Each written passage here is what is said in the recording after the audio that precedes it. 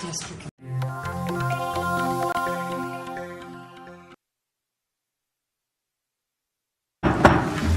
evening. We'll call the meeting to order, and if you would please stand. We have special guests this evening. We have the Girl Scouts and Cubs Brownies who will present the colors and help lead us in the Pledge of Allegiance. Please stand for the presentation of the colors. Color guard advance.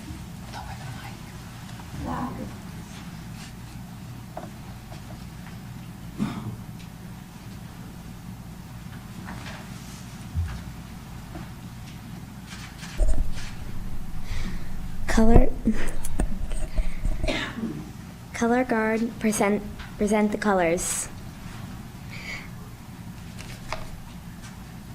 The flag of our country. Let us pledge allegiance. The national anthem. Allegiance to the flag of the United States of America and to the republic for which it stands, one nation, under God, indivisible, with liberty and justice for all. Post the colors. The national anthem.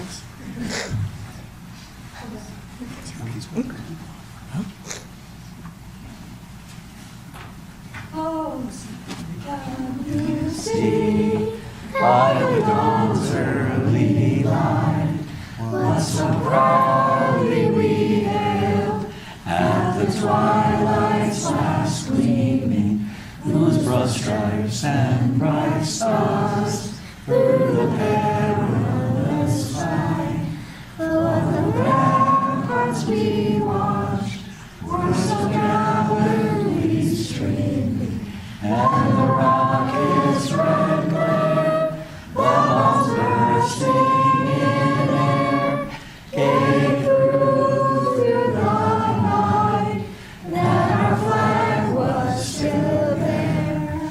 Oh, say does that star-spangled banner yet wave o'er the land of the free and the home of the brave.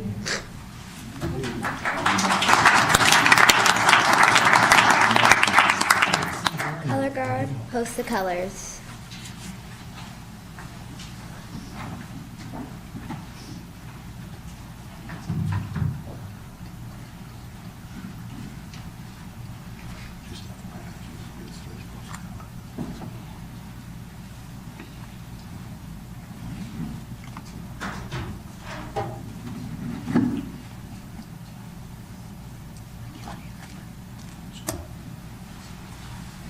Color guard dismissed.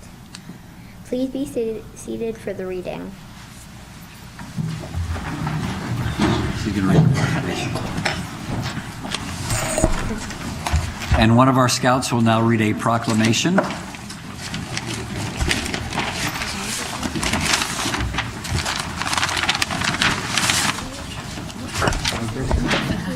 got about three.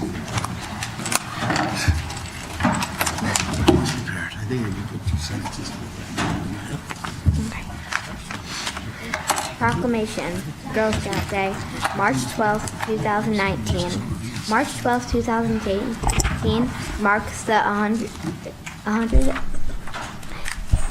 107th anniversary of the Girl Scouts in the United States of America, started in 1912 in Savannah, Georgia by Juliet Gordon Low with a troop of 18 girls. And for more than 100 years, Girl Scouting has helped build millions of girls and women's courage, confidence, and character who act to make the world a better place.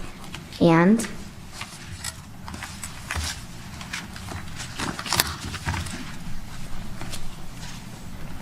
through the dedication, time, and talent of volunteers and different background, abilities, and area of expertise, Girl Scouts of Connecticut provides a variety of programs to more than 27,500 girls, helping them to learn to grow, to be responsible, considerate, and caring members of the communities. And today, more than 59 million American women and Girl Scouts alum and 2.7 million girls and adults volunteer were active members. Now, therefore, I, Harry W. Rilling, as mayor of the city of Norwalk, do hereby proclaim March 12th as Girl Scout Day. In Norwalk and in doing, urge family and friends to acknowledge and honor Girl Scouts of the United States of America for their voice and expertise for more than 100 years. In witness wherefore I have set my hand at cause of the seal of the city of Norwalk to be affixed this 12th day of March 2019. Harry W. Rilling, Mayor, City of Norwalk, Connecticut. Thank you, Mr. Mayor. Girl Scouts dismissed.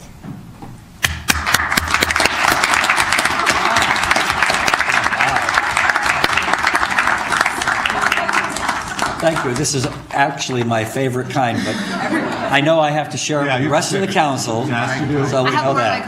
I know, no, I brought milk. While I'm standing, I would be remiss if I didn't recognize Courtney Austin, who is a familiar face to many, who has been involved in Girl Scouting for many years. And when I met with her this past weekend at the library to honor the young ladies, she informed me that she is about to receive her 80-year pin for being involved in the Girl Scouts of America.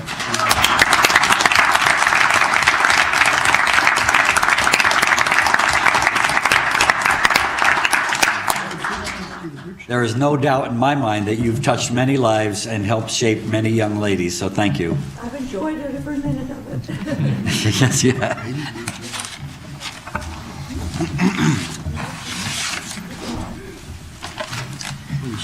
Okay, so now on to the agenda. Thank you, girls. Thank you, young ladies. We'll have the roll call and the reading of the prepared statement. March 12, 2019. Please be advised this meeting is being taped for audio and video broadcast. The meeting will also be closed captioned. It's important that everyone speak clearly into the microphones and only one person speak at a time. Assisted listening devices are available. Mr. Burnett, Present. Mr. Corsello, Here. Mr. Hostin, Present. Mr. Sacchinelli, Present. Ms. Smith. Here. Ms. Melendez, Present. Mr. Ioannidis, Present. Mr. Dumas, Ms. Young, Here. Mr. Kites, Here. Ms. Siegelbaum, Here. Mr. Hempstead, Here. Mr. Serenides, Here. Mr. Igneri, Here. Mr. Livingston, Here. 14 present, you have a quorum. Thank you. Next item on the agenda, acceptance of the minutes of the regular meeting of February 26, 2019. Do I have a motion? So moved, Mr. Mayor. Mr. Igneri moves. Any corrections, deletions, omissions? Ms. Siegelbaum. So on page 3, in Ms. Brinton's comments, it said that she was present to wave the yellow caution flag. It's the wrong wave. It should be W-A-V-E. Okay. Any further corrections, Mr. Mr. Burnett? Yes, Mr. Mayor. At the top of page 9, the comments that I made where I said, he thanked Mr. Hamilton, we should add, and Ms. Vogel, Angela Vogel, Yeah. for her work with preparing the budget process. Right, okay. That's at the top there. Any further corrections, deletions, omissions? Seeing none, all in favor of the minutes as corrected? Opposed? Abstentions? One abstention, Ms. Young. Next item on the agenda is public participation. John Romano.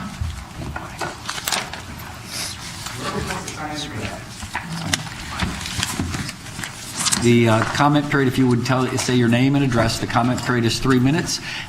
When 3 minutes are up, the Half a minute. half a minute. 1 minute. The city clerk will remind you to start trying to wrap things up. John Romano, 179 East Rocks Road, and I'm here representing the Harbor Commission as its chairman. Tonight you have before you Jeff Mangles as a nominee for inclusion into the Harbor Commission, and I want you all to know that we wholeheartedly, the whole commission supports the appointment of Jeff.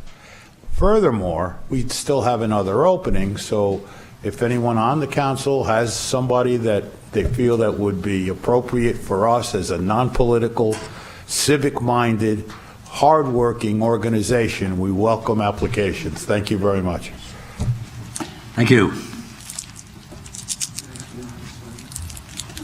Stuart Lane?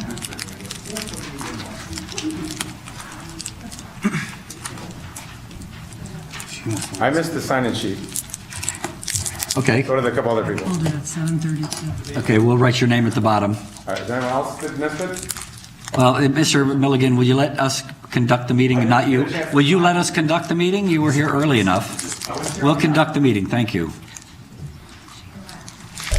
Hi, everyone. My name is Stuart Lane, and I've been living in Norwalk for almost 20 years. I know quite a few of you. And I'm the executive director of Mid-Fairfield AIDS Project, which is a nonprofit that's been in business for about 25 years here. And I also own property on Leonard Street at 12 Leonard.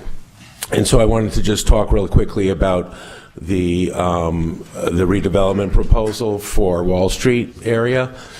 Because our office has been on River Street for 20 years, and then about 4 or 5 years ago, we moved to 618 West Avenue.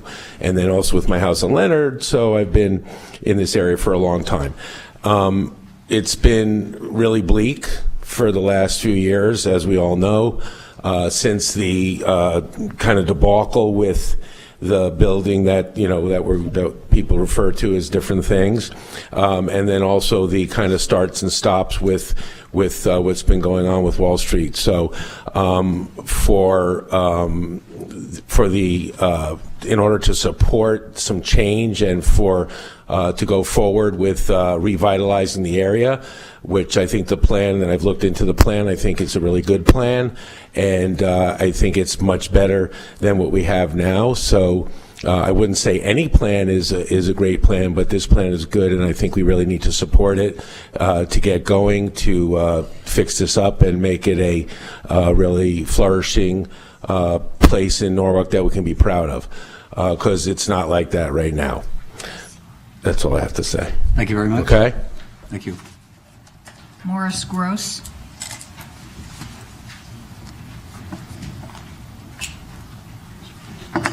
Morris Gross, Vice President, Norwalk Hospital. I grew up not far from here on Putnam Avenue, which was before the highway was built, and I do remember walking West Avenue, going West Avenue School, and I would say that I really had enjoyed that. I was a participant in the Wall Street West Avenue Working Group to make sure that the hospital had input into the plan. Norwalk Hospital wholeheartedly supports the plan. We are now embarking as one of the things that we feel we needed to do in building an ambulatory building on the YMCA site. So you will see later on this summer, if the timing works, that the current YMCA building will be taken down. What you will see come up is a 254,000 square foot ambulatory building. Norwalk Hospital has outgrown its ability to house and take care of its outpatients. If you're familiar with the Stephen Street side of the hospital, that is where we have a lot of our outpatient services for physician practices. And it's a pretty dismal situation there, and we know we can improve it, and that the people in Norwalk deserve something better. In addition to 154,000 square feet of medical practices of all types, whether it's cardiology, pulmonary, primary care, endocrinology, and it goes on and on. We will, there will also be 72,000 square feet of senior living housing that'll be there, and 17,000 square feet of retail. We plan to pay taxes as we are, even though we will own the land, the developer will develop the property, and so there will be a significant amount of taxes that will come from what is today non-taxable property. The hospital has a, well, let me say this. There will be visiting that building thousands of patients and employees that come from Norwalk Hospital. We envision a footpath down Maple. Will be improved sidewalks, signage, lighting, so that it will feel like part of the campus of Norwalk Hospital. And it was a beautiful building for those that may have seen what we had proposed, a beautiful building that will be on that property that will anchor that site. It will be a beacon that will stand out and just be something very beautiful that will identify that area of West Avenue. Our employees will take advantage of the area as we have. We envision at least 300 additional employees in the building. Your time is up, sir. Your 3 minutes, if you could start to. Okay. But anyway, those employees will take advantage of whether it's housing, cultural activities, recreational activities, and I think help to revitalize that area. I thank you for listening to me. Mike Mushak.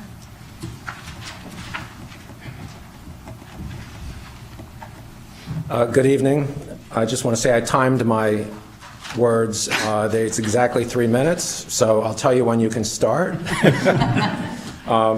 You can start now. Good evening. Thank you for the opportunity to speak.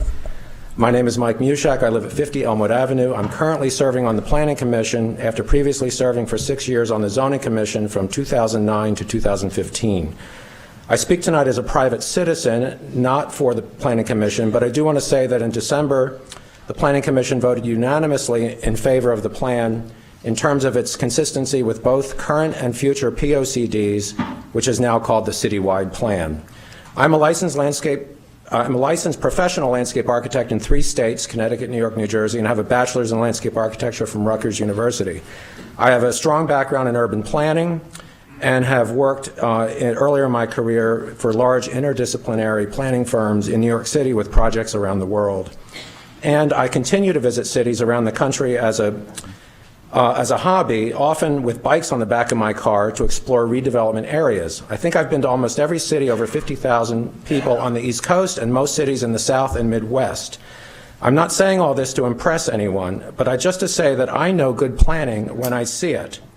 And the West Avenue Wall Street plan is a good plan.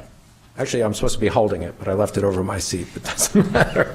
I don't need a prop. But it is a good plan. It's actually an excellent plan. I strongly urge all of you to vote in favor of it tonight. The plan is the result of 2 years of hard work by consultant city staff and, most importantly, focus groups of various stakeholders. You heard from one just now, or several, including business and property owners, residents, religious institutions, cultural institutions, and the library. For 20 years, I stood at this podium so many times asking for planning and zoning reform and good planning. This plan delivers it. Ironically, many of the opponents to this plan have previously supported initiatives such as this. It's very strange indeed. I'm also astounded that anyone would question the determination by experts in the field that this area is in a deteriorated condition. It doesn't take an expert to see this. Just drive around and look.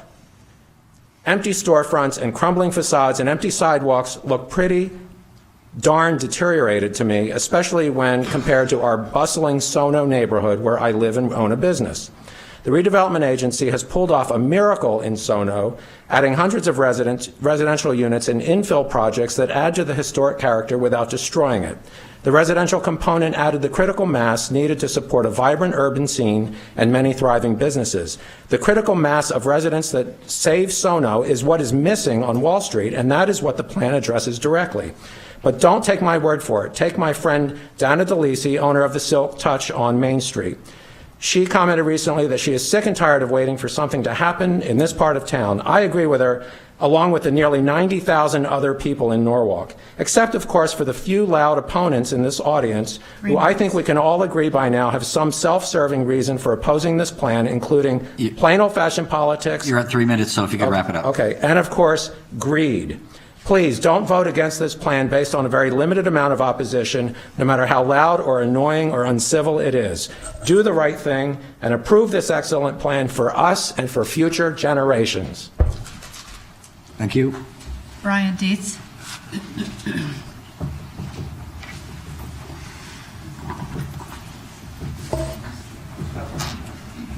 Good evening, everybody. Brian Dietz, 40 Richards Avenue. I'm speaking on behalf of myself and my partner Jason Enters from EDG Properties. We are here this evening in support of the Wall Street Avenue neighborhood plan. First, a bit of history and why we feel our experience is meaningful. EDG Properties, along with our partner MF Descalo and Company, completed the Head of the Harbor South project on Smith Street in the redevelopment area defined under the Wall Street redevelopment plan.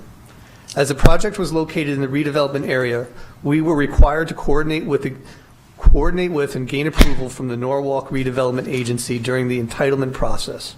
Therefore, we have firsthand experience and facts to offer in regard to working with the redevelopment agency in a redevelopment area. Unfortunately, current debate surrounding the proposed plan does not focus on the merits of the plan itself, which is the result of a lengthy public process, but instead on some sort of suppressed resentment against the concept of redevelopment agencies and policy in general. Recently, this has turned into a petty argument over the semantics of words like deteriorating, deteriorated, and blight. While we do not want to make our statement a tome on state statutes and redevelopment agencies, it is worthwhile to point out a few basic facts that have been missing from the debate. The uncomplicated view of things is quite simple. We have a state statute that created redevelopment agencies, and the concept, rules, definitions, etc. that go along with the statute have been in existence since 1949. Litigation of state Supreme Court level regarding the statute began as far back as 1955 and has created much clarity and case history. The very definition of deteriorating, which is the buzzword, was added and defined purposefully by the General Assembly in 1959. Public Acts 1959, number 397, S1 to amended sections of the original 1955 Act by adding the word deteriorating after the word deteriorated, wherever it appeared, and stated that it was an indication of legislation that, I'm sorry, where am I on time? I have a lot to read, and You're at 2 minutes and 2 seconds. All right. We most certainly believe the defined area is consistent with the definition and intent as established in statute. But instead of simply acknowledging the Norwalk area does need to have a defined area that needs help, the minority opposition puts forth a negative campaign against the redevelopment agency itself, rather than against the actual plan. This is unproductive, and as a matter of fact, many of the minority opposition have stood up in public meetings and said that they agree with much of the plan. That being said, let's move. That's too much. The proposed plan has been completed and in front of the public for almost 2 years and has been worked on in coordination with the POCD, the Planning and Zoning Department, stakeholders, taxpayers, and businesses. Any person, business, or entity has been offered the opportunity for input and feedback at multiple levels, and broad spectrum of individuals and groups have participated. Today, we find ourselves at the point of reality versus rhetoric. The truth of the matter is that 50% You're of at 3 minutes, so if you could start to wrap it up. Okay, on Wall Street is vacant, and there are not enough people living and working in the proposed redevelopment area to support local business. The existing zoning is segmented, confusing, and does not promote the variety of uses needed today for a vibrant area. As we see it, the proposed plan addresses the current shortcomings and proposed thoughtful guidance in planning for the designated areas into the future. Thank you. Thank you. Diane Lauricella.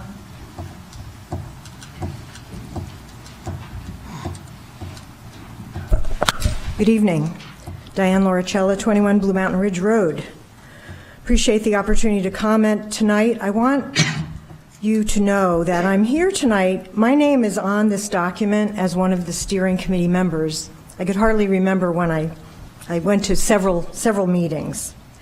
I know there's a need to plan for this area because ever since I've lived here over 36 years, there's been a need for changes in the area. However, tonight, I'm not here to say scrap the plan.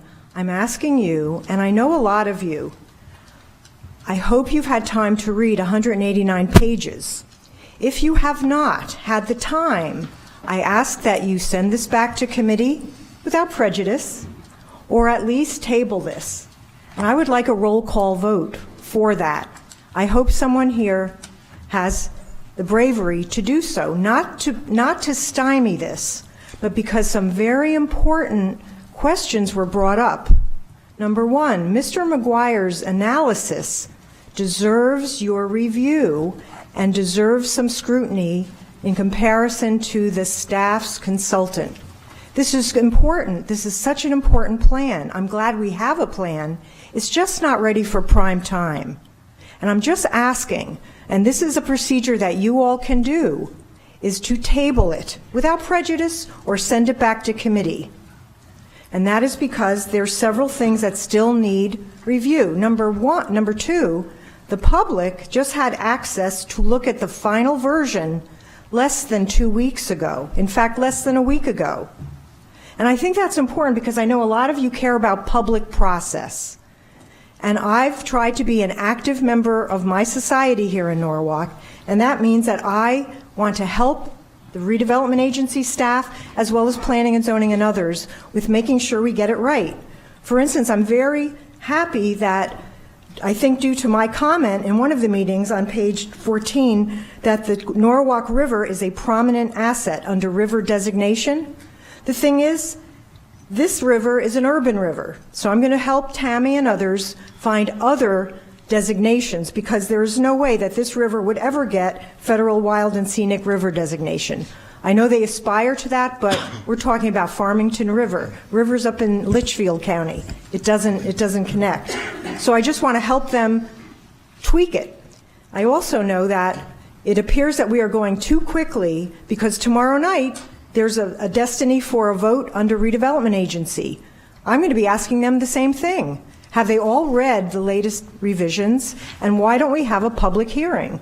So I asked Mr. Keites and the Planning Committee to just consider a pause, no more than a month, where we could either have more public comment allowed or table it to at least check some of the analytical results and data, because it's so important for us to get it right. You're at 3 minutes. Could you wrap it up, please?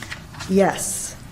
Lastly, I want to tell you that when you have an entire neighborhood association of good people that are saying there's issues, you need to listen. I don't like the optics of this good council not listening to groups of people, so there needs to be public relations changes. And lastly, the Garden Cinema is not mentioned in this document prominently enough, and it's under threat. And that is a treasure to the city of Norwalk. So please, take a breath, no problems, and please ask that it be turned back to committee or table it. Thank you. Thank you. Adolf Niederland.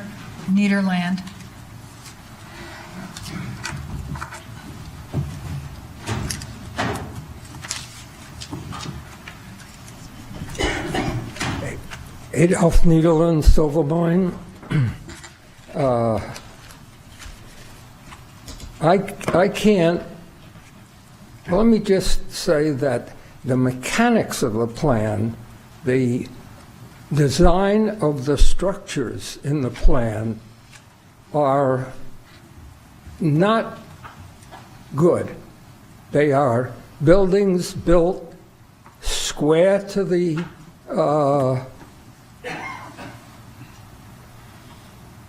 edge of the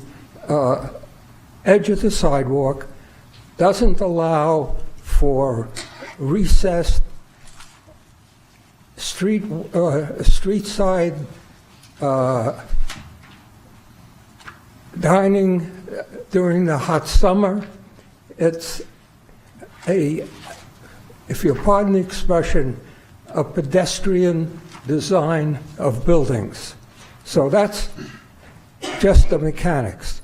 But I would say that there was an article in the Hour today on this subject, and it's an excellent article, and I would urge all the commissioners to read that article and consider why this plan as presented should be reviewed and not approved.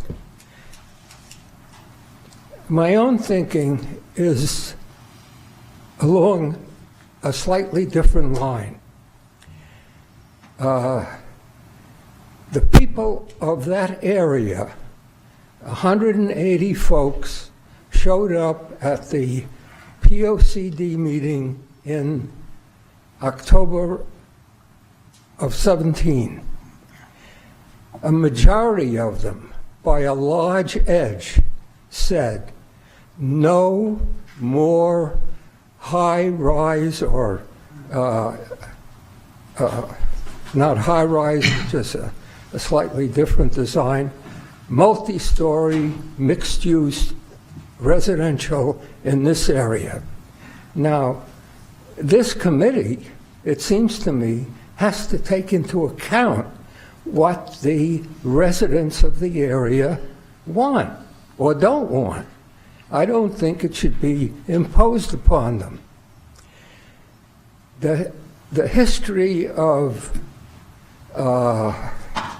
not necessarily planning and zoning, because I don't know what it was in those days, but in the 50s, since the 50s, planning and zoning and the city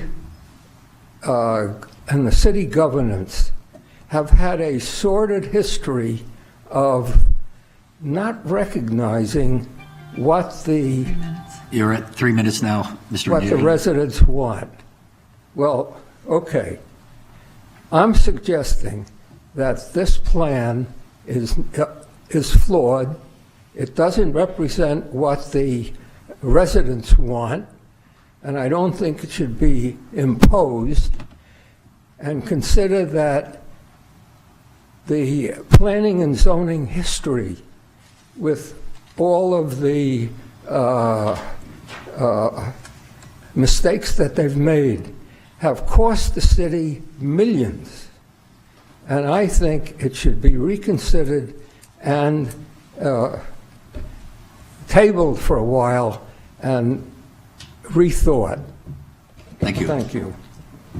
Dick Brescia.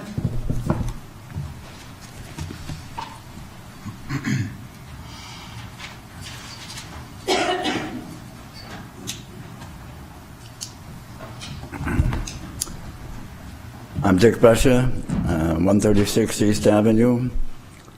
Some of you know me as the chairman of the Parking Authority. I am not speaking on behalf of the Parking Authority, although I do believe that that position was one of the reasons that Tammy Strauss invited me to participate in the working group meetings that helped to frame this particular plan. I'm going to paraphrase a comment that was made by a concerned citizen many years ago. It didn't go exactly like this, but it basically said that democracy is the messiest form of government, but certainly the best kind of government there is. And I think this subject that you're dealing with tonight is a good example of that. I would wish that the presentation that you're considering was a perfect one. I don't know how many perfect presentations you've considered while you're in the positions you're in, but they're kind of rare. However, I do agree that it is a very good one. It's an excellent one. And in listening to the cacophony of different voices and different points of view, I thought it was important, at least from my point of view, to try to find a commonality that was on both sides. I don't know that this sticks for particularly everyone, but I think it is important. One of the items is that the Wall Street area does need work. It needs to be energized. And the second observation on that is that that work should be done sooner than later. This plan has been in existence for over 2 years. I've been in attendance on the working groups during that period of time and sat in on a bunch of public hearings on the subject. So I do feel that the public has had a chance to chime in with the thoughts they have. I also want to set aside the verbiage as was presented by one of the people before, and one in particular that concerns some people that were talking to me, and that was the issue of eminent domain. I feel very comfortable with the fact that any issues regarding eminent domain is going to be lying in your hands because the Common Council will have the final say on that particular issue. But I'm speaking in favor of this and hope that you'll support it. Thank you. Thank you, Mr. Brisher. Lisa Brinton.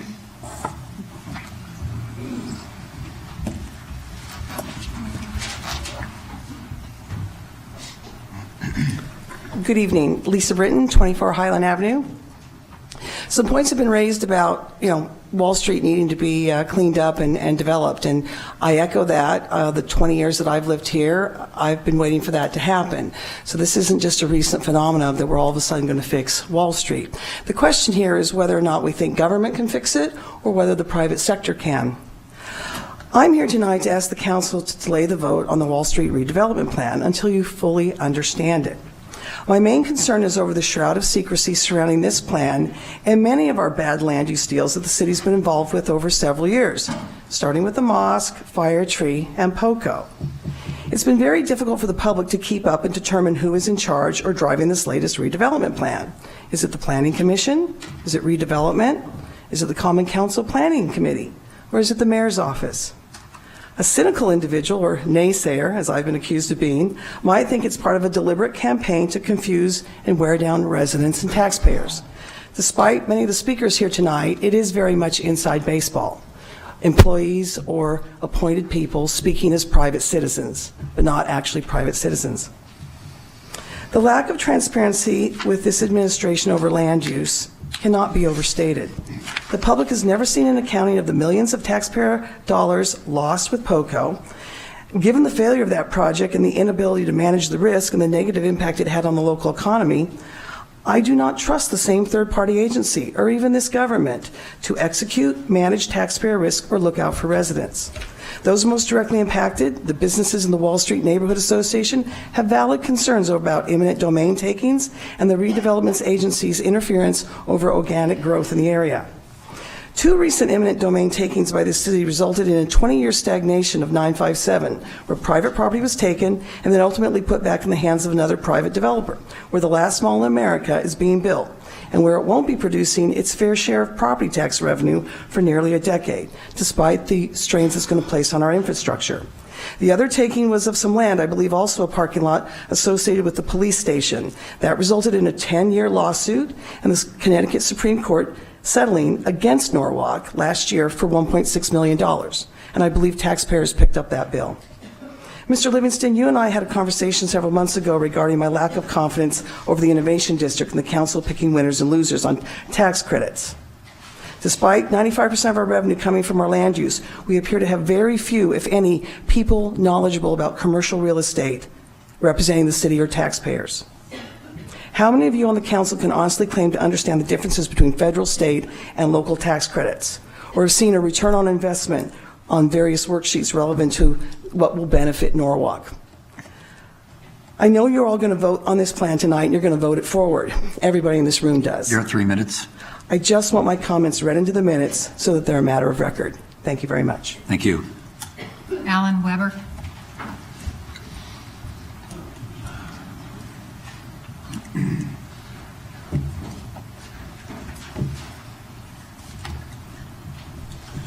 Hello, Alan Weber, Chief Financial Officer, MF Descalin Company, 1 Smith Street.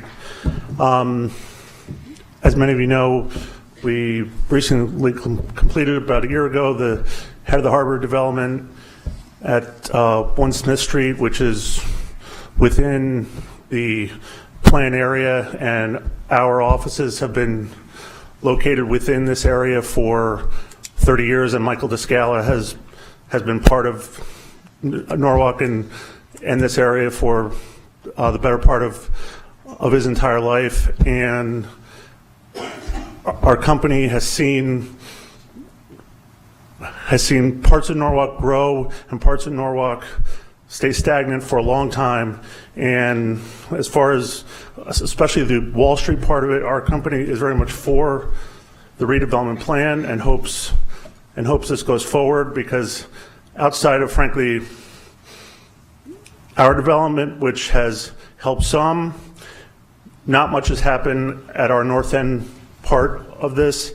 And without more development, more people, it's not going to become the vibrant area that it's supposed to be, that it was back in the 50s before the floods, when there was tons of buildings along the Main Street area before it got wiped out.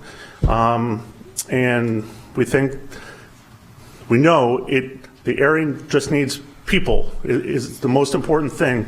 This is the second smallest populated census tract in all of Norwalk, and without the people, the retail is just not going to happen. People are not going to come shop here and visit here unless they live there or work there. And so we think this redevelopment plan does that. We've worked with the redevelopment agency for many, many years. They've been good to us, and we think it's important that this plan goes through. Thank you. Thank you. Michael McGuire.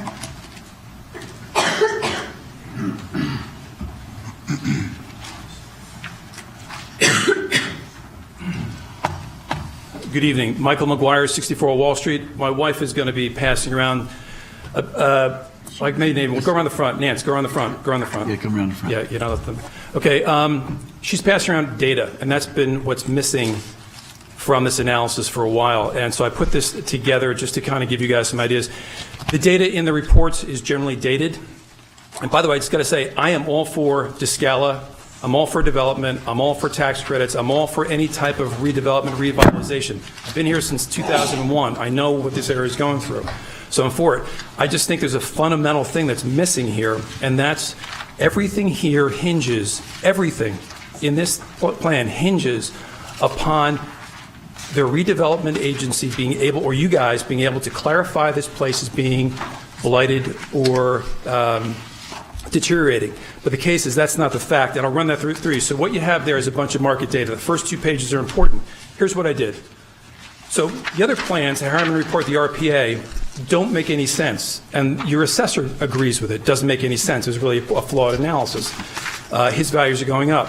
What I did is I said, okay, I'm going to take each market segment, the market overall, the office market, the retail market, and the industrial market within the plan area, and I'm going to compare that historically right up to the present against current market parameters for Norwalk overall. And as you'll see, on the bottom of page 2, there's some bullet points. I'm not going to read the whole thing, but I'm just going to go through the bullet points because those are the conclusions. Our retail market in the Wall Street area, first off, 10% vacancy rate is a healthy market. Between 5 and 10% vacant, you need that to allow people to move. You can't have zero vacancy, right? That's not good. Anything above 10% gets a little bit problematic. Historically, the downtown or the plan area retail market has been at or below 10% since the year 2000. I believe that's what the data shows there. There's an aberration when Waypoint came online. They flooded the market with a lot of space, had to get absorbed. Let's talk about the office market. Oh, by the way, and the Norwalk retail market, the overall Norwalk retail market, same thing. So they're synonymous throughout this entire time period. If you have blight or deterioration, it would show up in the numbers of vacancy rates and price per square foot. It doesn't show up here at all. We have steady to climbing rental rates in all the markets and steady to declining vacancy rates in all the markets. In fact, we have very stable markets relative to everything else. Let's talk about the office market. The office market in Norwalk overall is anemic and it's sick. The office market within the plan area is one of the healthiest. In fact, it is probably the healthiest in Fairfield County. So I know, and I totally get you guys, when everybody says, and you guys, when you all say it's, well, you know, I drive around, it looks really bad. You're absolutely right. I thought the same thing until I met a group of amazing people at this Wall Street Neighborhood Association. I didn't know half of this stuff was going on. It's phenomenal what's happening. So when you look at this, like I said, I'm all, and I want Scala to build. I'm pushing them to do Head of the Harbor North, because we do need more people down here. I just think that if we hinge it to this plan and this man and this group to do it on false pretenses, because that's what this is, because deterioration and blight are not demonstrated. You're at 3 minutes now. Thank you. They're not demonstrated in those plans. The long-term result could be a real backlash that could torpedo their efforts. Excuse me. Thank you. Thank you for your time. Lisa Henderson?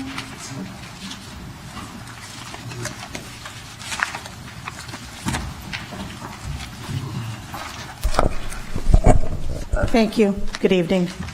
Lisa Henderson, Apple Tree Lane. I've attended and listened at meetings of the Innovative District, now the Wall Street West Avenue plan. I ask that you err on the side of caution and vote no tonight on the Wall Street West Avenue plan. We've heard from city elders, such as former Mayor Collins, Mr. Niederland, Rich Bonifant, and of course, Councilman Hempstead, having asked still unanswered questions. The community does not trust the committee or the plan. How can you vote anything but no tonight? You owe it to all of the Norwalk community to respond to unanswered questions and concerns. Thank you. Thank you. Nancy McGuire?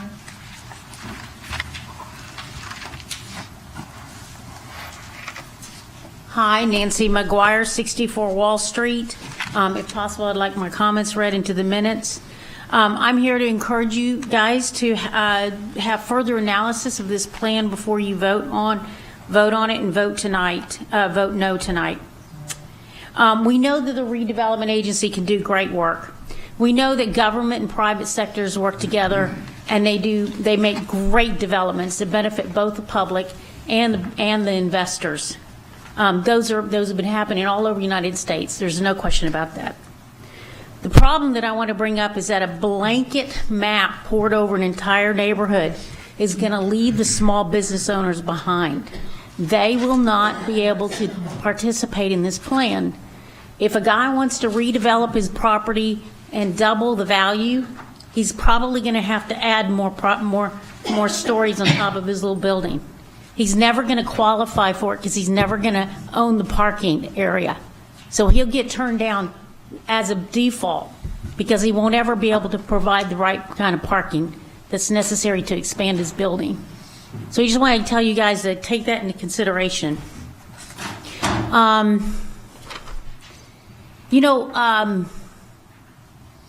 I was thinking about Texas. I was just down there in Houston. And Houston, because of its ship channel, is like a huge funnel.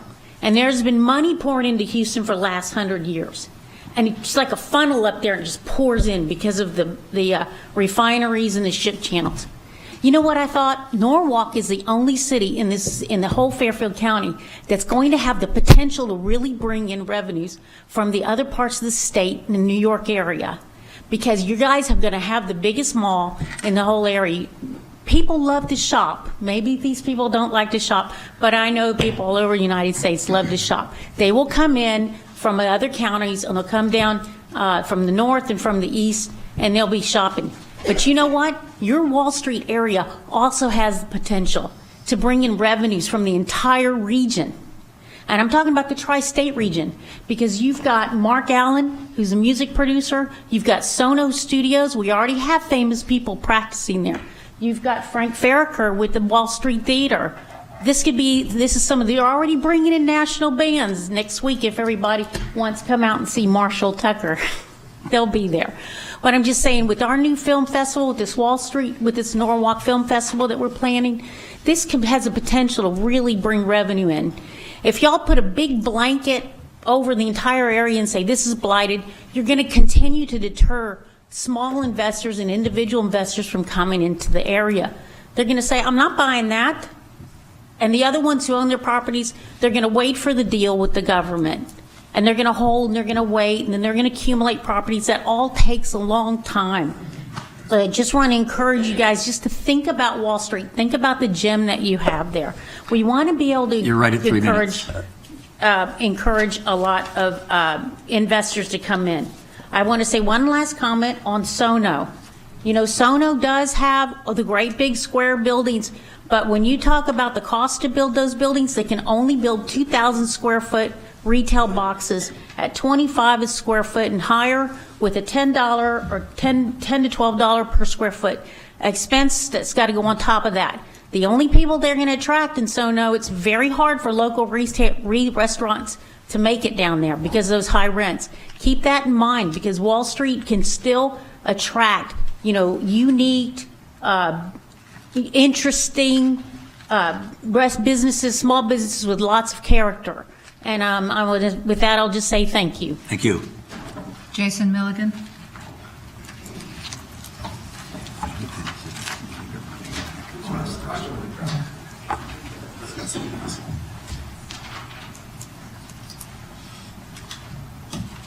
Good evening, council members. I had a more obnoxious speech prepared, but first I'd like to ask this to be for the minutes, and I'm going to make a two-part speech. The first is going to come from the heart. I've had the opportunity to speak to 5 of you at length, in person or on the phone, and I've reached out to every single one of you. I've left messages, I've called you at least a half a dozen times. And I got to say, the people I have spoken to, I really appreciate it. I find you all, I thank you for the service, number one. It is not easy. You have a lot to decide. You have to read a tremendous amount of information, and I think you're trying to make good decisions for this city. So I commend you, and I have nothing against you for that. And when I have spoken to you, I find you to be completely reasonable. So there's a dichotomy here. You have stakeholders in an area that are up in arms, including me, that don't want this plan, that have questions about this plan, and you have a council who is in support of this plan. So if you have smart, reasonable people that care about the city, there's something missing. A longer conversation needs to take place, and I bet you we would bridge that gap. I bet you that we could come up with a plan or ideas or goals or policies that we have much more buy-in from a larger constituency. I urge you to vote no tonight, or at least table it. I believe a lot of people have said that, if not for just because of all the questions. And just because if you're forcing people to do something against their will, it's not going to work. It's not going to work. And, you know, it's a big planned area. It awkwardly loops around the hospital. I get that the hospital is a big stakeholder. We love the hospital. They do good things. They employ a lot of people. Are they part of the Wall Street neighborhood? Not now. They're not. Part 2. I would much prefer less rules. I think I've been accused of anarchy and wanting no rules. And that's not at all true. I believe there's a role for government, and I believe there's a proper role of communication with business owners and investors and developers and the government. I do find the enforcement of rules in this city to be selective. And unfortunately, I've been sued more than once. And it's forced me to become an avid reader of the rules. I've read the statute that governs how to create a redevelopment plan area. I've read the LDA, I've read the LRA, I've read the LRA amendment, I've read the LDA amendment, I've read the 7 amendments to the LDA. I've put Mario Coppola on the stand and watched him squirm when he tries to answer questions. I've watched Tim Sienge squirm for 7 or 8 days. It was torture to get information out of them. And when the information was revealed on Thursday, that number one, this plan is expired. Almost a year expired. We are not under a plan. We don't need a plan. There's nothing that says an area of town needs a redevelopment plan area. We have zoning and planning. Planning and zoning. You have 3 minutes, Mr. Milligan. We also have several other departments that take care of things. We have the Housing Authority that can get grants. It's a one-page sign-off. You send to the governor, and they can start taking the grants. I'll close with just one quick thing. I urge you to take a pause. Table this. Invite the Wall Street Neighborhood Association, because they do happen to represent the stakeholders down on Wall Street, for a dialogue. I won't even show up if that's going to make some of you not show up. But listen to the people down there and see if there's not something that could bridge the divide. Take a pause and do a proper analysis with an expert. Mike McGuire is an expert witness who's testified more than 35 times in open court, sometimes for you, and you're ignoring him. He has serious concerns. Another appraiser out of Hartford has serious concerns with how you've arrived at some of these determinations. So I trust you. I like you, the ones that I've met, except for 2 of you. And I believe you're going to make the right decisions. Thank you. Okay, the next item on the agenda is resignations and appointments. I'm sorry, I spoke up at the beginning because I knew there was people on the speak. I'm sorry. No, we closed, I just closed it. I just closed public comment. Well, that's not the norm, but. That's procedure. Okay, you have 3 minutes. Yes, and Okay, we'll do 2 more, and that's it, because everybody had Mr. Milligan. Mr. Milligan, and I said, let us run the meeting. Mr. Milligan, you've had your 3 minutes, actually 4. So, Ms. Smirniotopoulos and Mr. Bonifant, and then we'll close public session. Mr. Descala. Ask if anyone else would like to speak. That's not the way it's normally done, but we try to do that when we have a few people. Mr. Milligan, would you please contain yourself? I am not speaking out of turn. You are. I'm chairing the meeting. Ms. Smirniotopoulos, you have 3 minutes. Donna Smirniotopoulos, 18 Shorefront Park. For the record, I understand an email was circulated earlier. People are concerned about the Garden Cinema. And Mr. Keide said nothing that is being voted on tonight has anything to do with the Garden Cinema. I think we all know differently.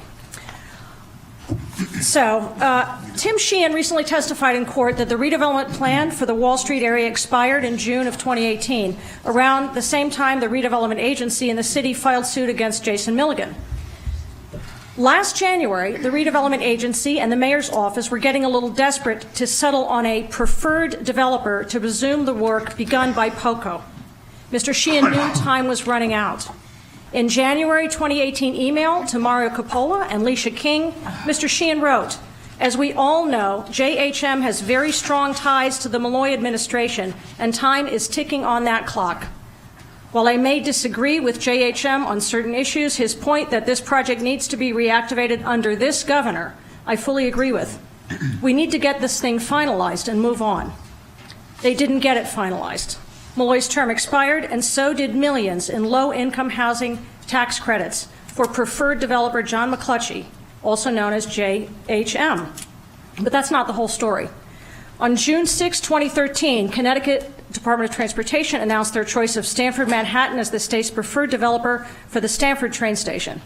Stamford Manhattan was a partnership between McClutchy and Louis Simonelli. 10 days before the DOT announcement, John, Janet, and Todd McClutchy each wrote checks for $10,000 to the Connecticut Democratic Central Committee. Simonelli also gave to the CDCC $42,000 in 2014, including a $20,000 gift 2 weeks before Malloy's reelection. Simonelli was ultimately brought up on FBI charges for bid rigging in Buffalo. He was tried, convicted, and sentenced just this past December to 28 months in prison. During sentencing, the judge said, when you compete for state projects, you are competing for taxpayer dollars. Why does this matter? Because the plan you're voting on gives the failed POCO project to McClutchy, who will apply to renew the LIHTC. Millions of dollars in taxpayer funds, never mind the many millions already unaccounted for under POCO. When you vote to approve, you're tying the city to a developer with a colorful history of giving to Malloy's pet campaign funds and choosing the wrong associates. A developer who, based on the paper trail at City Hall, seems to be owed a favor. Contrast this story with the Quintard neighborhood saga. Norwalk taxpayers have invested over $222,000 in legal fees to Halloran and Sage in the Firetree case. And the city is not spending that money to save the Quintard neighborhood. They're spending it to save themselves from another mosque settlement. Nevertheless, Firetree is not going away, despite the city's efforts to settle at the expense of the neighborhood. Legal fees with Shipman Goodwin tied to the Milligan case are probably double the Firetree legal expenses. The city will spend more of your money suing Mr. Milligan because he compromised. I'm almost finished. I timed it. because he compromised the deal with Mr. McClutchy than they'll ever spend trying to save a neighborhood. However you vote tonight, I'm grateful for the opportunity to blow the lid off the city's culture of secrecy, intimidation, misrepresentations, obfuscations, and outright bullying. When we allow elected and appointed officials and city staff to push us around, to evade the truth, to suppress public comment, we have forfeited our democracy. Thank you. Thank you. Mr. Bonifant, and then Mr. Descala.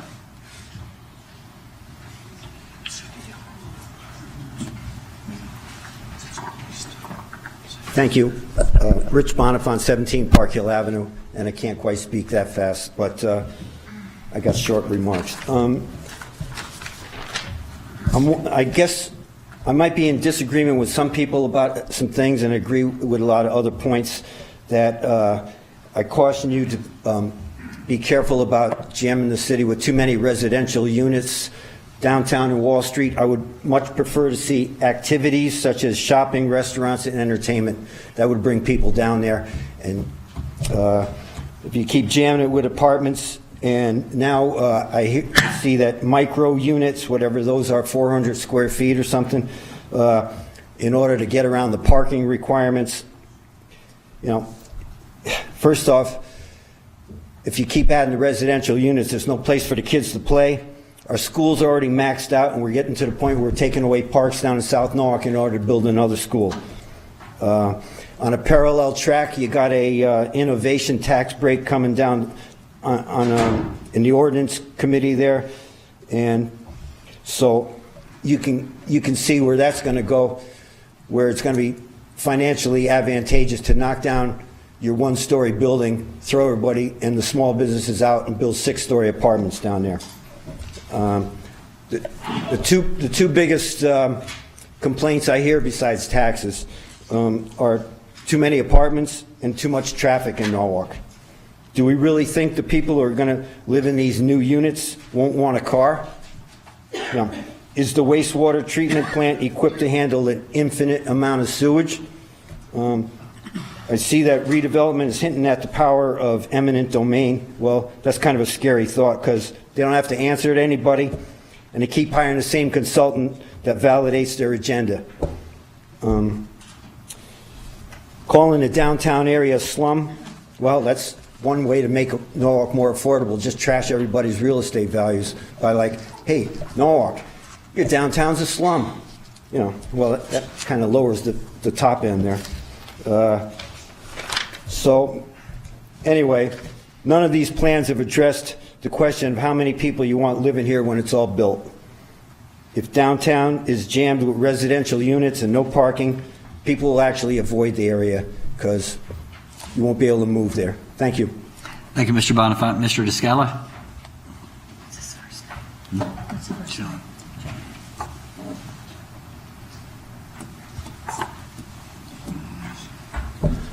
Hello. I love Donna's Wu-Tang sweater, first of all. Second of all, Odell Beckham was traded to the Browns. Lift the mic, we can't hear Sorry. you. Anyways, first of all, I am for this plan for two purposes. One, my family works and pretty much all of our time is in the Wall Street area. But personally for me, I grew up in Wall Street. I told Mike the story before, but after I hit a certain age, I didn't go to camp anymore. I pretty much rode my bike from East Rocks Road down to Wall Street, and my camp was Wall Street. I went from my mom's office to my dad's office, and I grew up on Wall Street. And it was my camp. I went to Top's Coffee Shop, went to the baseball card shop, went to Steinbach's, went to Green's, went to Kittytown, hit all those shops. The only thing changed is the stores. Everything else is the same. Nothing has changed. And I'm 41. I know I don't look it. But, everything else down there is the same. Nothing has changed. And it's very sad to me. The only thing that's changed in the past 30 years is the trolley barn and head of the harbor. Besides the names, the players, everything's the same down there. I think the only way you're going to bring more people down there is to bring apartments and, I hate to say offices because the office market is absolutely dead, but to bring people to go to these restaurants and to go to these shops that everyone wants down there, you need people. And that's where apartments and bigger developments come. And don't let one bad apple spoil the whole bunch. So if you think that POCO is the bad apple, don't let developers like ourselves, who have put our name and our reputation on the line throughout our history of Norwalk and done nothing but good for Norwalk, don't let that bad apple ruin the Scala name and what we've done for Norwalk, because we've done a lot of good for Norwalk, and this helps what developers like us and what we do for Norwalk. Thank you. Thank you. Now we'll close the public information session. We go on to resignations and appointments. We first have a resignation, Kelly Stranidi from the Zoning Commission. She's resigning because you'll see later on that she's appointed to, she'll be up for appointment to another board, which would prevent her from serving on zoning. Under appointments, I have one appointment for the Chief of Operations, Department of Public Works, Mr. Anthony Carr. Mr. Carr, if you'll step down to the microphone. Mr. Burney, if you'll join Mr. Carr.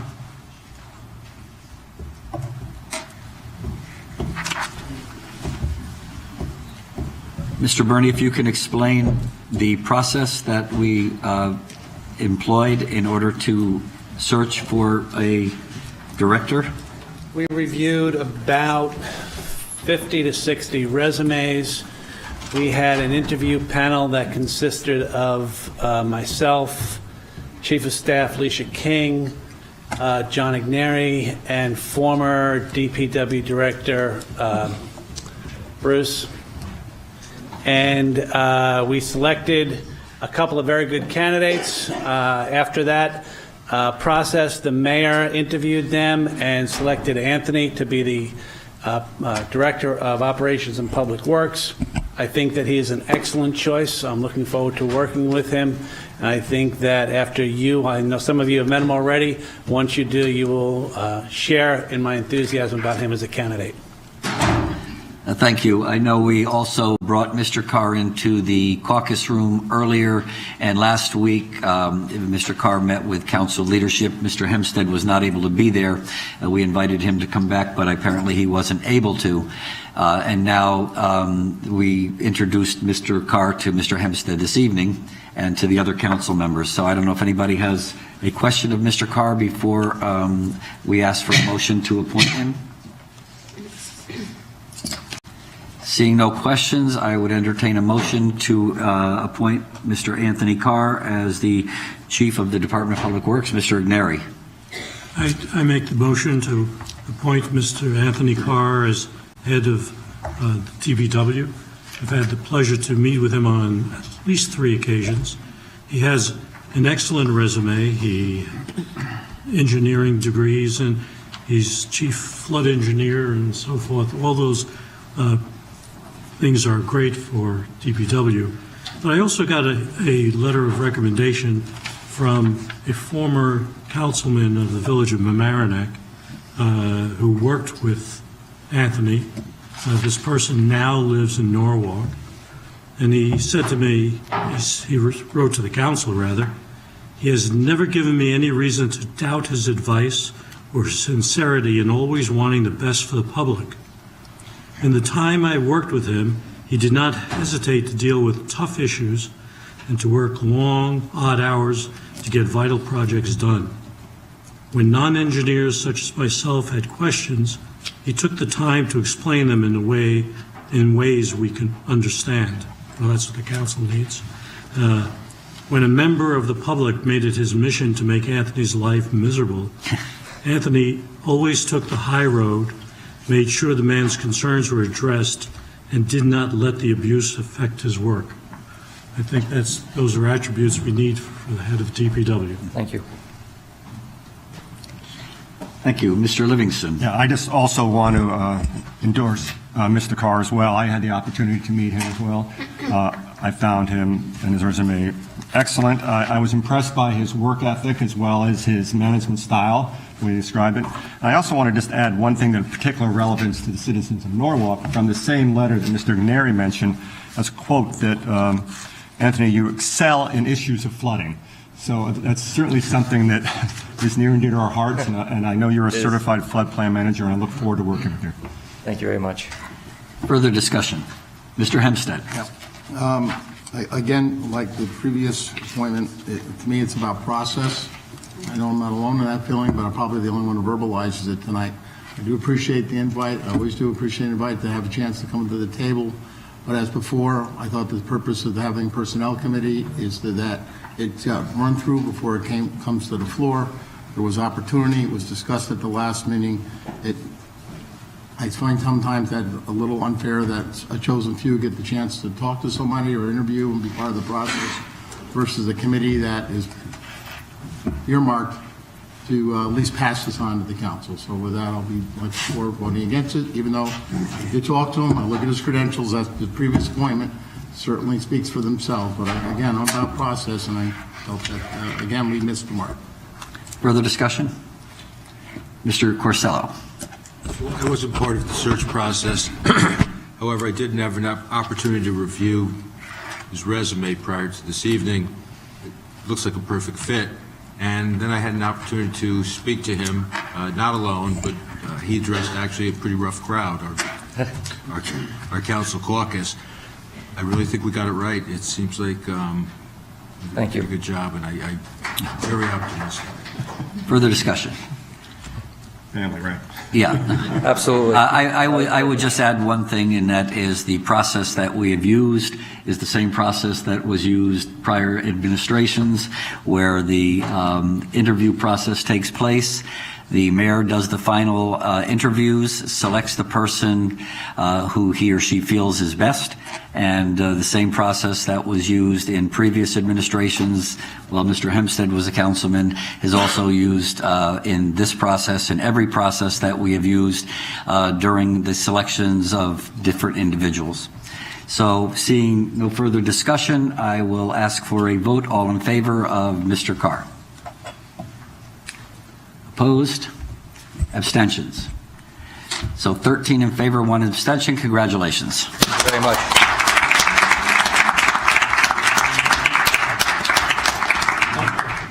Mr. Carr will be starting on the 18th of March. Mr. Carr has his family here, if you would like to introduce them. Sure. That is my mother, Lorraine. Hi, everybody. Welcome. She looks like your sister. Another family member, Lorraine, too. Lorraine, too. Thank you. Welcome. Husband, Frank. Frank, welcome. And who's the other person? Margaret. We've had our discussions, Margaret. Well, again, congratulations. We look forward to you starting on March 18th. And we look for some good things. Just for the record, Mr. Carr has also met with Chris Torrey, the superintendent of highways, and Lisa Burns, the person in charge of engineering, and they were also both equally impressed with your resume and with your style. So thank you. Thank you very much. Okay. Next on the agenda, appointment of Mr. Jeffrey Mangles to Harbor Management Commission. Do I have a motion? So moved, Mayor. Mr. Hempstead moves. Discussion? By reading his resume and actually meeting this person at one point, obviously if the Harbor Commission's happy and the mayor's happy, we're all good. Any further discussion? I also know Mr. Mangles and met him on a few occasions, and I think he's eminently qualified for this position, and I welcome him aboard, knowing how difficult it is, as Mr. Romano has mentioned, in finding people to volunteer their time, and when you can find good people to volunteer their time, it's always a win-win situation. So, no further discussion. All in favor? Opposed? Motion carries unanimously. Thank you. Congratulations to, is Mr. No, Mr. Mangles is not here. Okay, away on business. Next is the appointment of Margaret A. Shanahan to the Conservation Commission, a regular position. Any motion, please? Mr. Livingston. Yeah, I move Ms. Shanahan to the Conservation Commission. I've known her for a number of years. She is extremely well qualified. She's a member of the Norwalk Land Trust and is members of that board prior to agreeing to do this. And she's also very involved in what's called a pollinator pathway, which is an interesting concept which it seeks to provide a habitat for insects, birds, and butterflies and other species throughout the Fairfield County and the country, as a matter of fact. She's not here tonight, I know that. That's because she is chairing a lecture on sustainability, so I think she'd be a great fit for the group. Good. Any further discussion? Seeing none, all in favor? Opposed? Abstention? Motion carries unanimously. Congratulations and thank you to both of them. It's time for my comments. I'll try to keep it within 3 minutes. The fourth annual St. Patrick's Day Parade attracted hundreds of revelers on Saturday. A lot of fun. It gets bigger and better every year. I was pleased to be a part of it. And Bill Ireland, our building department chair, was our head was the Grand Marshal this year. And I want to thank the Norwalk Police Emerald Society. They put a lot of energy into this, a lot of time, and the parade, it was welcomed by all. So for that one day, everybody was Irish, and we had a great time. And don't forget, we have St. Patrick's Day coming up this Sunday, I believe. Update, Norwalk High School girls basketball team. They are putting Norwalk on the maps like so many other teams that we have. They beat Hamden last night. I think the score was 62-54, I believe. They have been #1 ranked women's team in the state of Connecticut at the high school level. They're now going on to the finals of the SEAC Class LL Championship tournament, where they will take the championship if they win. They are playing against New London, who was previously #1, and their only loss was to Norwalk, 49-47, I think. That made Norwalk the #1 team in the state of Connecticut. They're playing at the Mohegan Sun on Saturday. I don't have the time. Anybody can get up there and support our girls. I know the Bear Pack will be there. They're an amazing group of young men and women who are cheering on all of our Norwalk High School teams. So this really, really exciting time, and we wish them well, and we want to thank Mr. Rick Fuller, who is the coach. And it's also nice to mention that the Norwalk High School girls team are academic achievers as well. And they all, I believe, have over a 3.0 average, Ms. Smith, I believe. And Mr. Fuller makes sure that he focuses on academics as well as the game of basketball. Don't miss Brian McMahon's annual theater event. It's going to be this weekend again. It's Mamma Mia, running this weekend with performances at 3 p.m. and 7:30 p.m. I am attending on Saturday, I believe, so I might miss the girls' game. And you know, the talent in both of our high schools relative to acting, choreography, dancing, singing, it's absolutely amazing. And when you sit through some of these performances, I tell you, you actually believe at times that you are watching a Broadway play. They are that good. In fact, some of these students that are performing at our high school levels have performed on Broadway. And you'll be absolutely amazed at the talent. So the ticket is well worth it. I think it's somewhere around $8 or $10. I'm not even sure. But you'll have a wonderful, wonderful afternoon. The third Norwalk Public School STEM Expo is this Saturday, March 16th at 10 o'clock. I will be there as well at Brian McMahon High School. Attendees will get an opportunity to engage with robots and virtual reality experiences. All ages are welcome. That same day outside of Brian McMahon, the Norwalk Fire Department will unveil its newly wrapped fire safety house. We want to thank the Kiwanis Club of Norwalk for providing the funding for the new design. I believe it was $5,000. But the trailer is a trailer that's used to educate the young and the more experienced on how to escape a fire if God forbid your house was on fire. It simulates an actual fire, and they give you instructions on how to safely evacuate. Norwalk High School will be hosting their Winter Color Guard and Percussion Home Show on Saturday, March 23rd at Norwalk High School, beginning at 2 p.m. and running through 9:30. The show will feature close to 40 different color guard and winter percussion teams from across the tri-state area. Norwalk will have 3 different units performing in the event. Again, it's just another amazing show of talent that we have here in Norwalk, and you won't be disappointed if you attend. On the 6th, the Harlem Wizards will be here for a fundraiser for Odyssey House, which is run by Monish Gibson. They will be playing a Norwalk team. Well, it says here old guys, but I like to think of us as more experienced guys. At Brian McMahon High School on Sunday, March 17th at 3 p.m.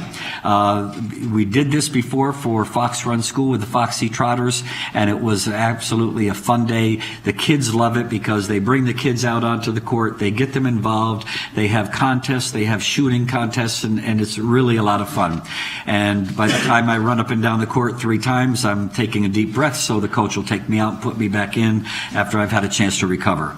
So come on out. I think Congressman Himes will be playing. I know Senator Duff will be playing. Reverend Curtis will be playing, and anybody else that he's been able to recruit. If anybody wants to play, please think about it, because we need as many players so we don't have to spend a lot of time on the court catching our breath. On Wednesday, March 20th, the Board of Estimate and Taxation will hold its public hearing on the 2019-2020 operating budget. It will be at 6 p.m. in the Norwalk Concert Hall. Please come out and give us your opinion on the budget, and all are welcome. On Thursday, March 21st, the U.S. Postal Service will be right here at City Hall, room 101, from 4 p.m. to 8 p.m. processing for passports. It's a very convenient and time-saving opportunity to apply for a passport, so please call customer service at City Hall for details. I think you might have to make an appointment. I'm not sure, but you don't have to make an appointment. You can walk right in. Yesterday, I was joined by Lieutenant Governor Susan Bicewicz and Congressman Jim Himes, as well as Councilman Burnett was there for the announcement of the kickoff of the 2020 Census Complete Count. There are many reasons why the census is important to Norwalk, to include federal funding. Accurate information on cities and states is helpful for municipalities when we make determinations on building roads, projects, hospitals, and emergency services. Need for businesses to have accurate information when looking to locate offices and factories. Representation for Congress as well as state districts. And thousands of temporary jobs will be online in the coming months. Individuals can make up to $25 an hour for volunteering to be a census taker. So all that, and last but not least, I believe it was yesterday, but tonight we also helped to celebrate Councilwoman Eloisa Melendez's 25th birthday. His birthday was the 5th, too, so... His birthday is when? Was the 5th. Was the 5th. So District Day is... District Day birthday. Yeah. District Day birthday. So happy birthday to Councilman Ioannidis, Councilwoman Eloisa Melendez, and thank you for your service. That is all I have. Mr. Livingston. Thank you, Mr. Mayor. Tonight we're going to start with a couple of appointments to the Ethics Board. The first is the appointment of Kelly Striniti. Do I have a motion? Mr. Hampstead? Motion, and though disappointed, Kelly has stepped down from the Zoning Commission. Knowing Kelly over the last 15 years, I would say that there's probably not more ethical person I can think of. I've known her very long and with a lot of deep thoughts, a lot of deep conversations. So I know Kelly, if asked, will do the right thing. So, very good pick. Thank you. Thank you. Any further discussion? Mr. Burnett? I'd like to also support the appointment of Kelly Striniti for the Ethics Board. She has council experience, she has business experience, and an outstanding record of serving Norwalk, and very dedicated to serving Norwalk. So I'd like to support the nomination. Thank you. Ms. Jones?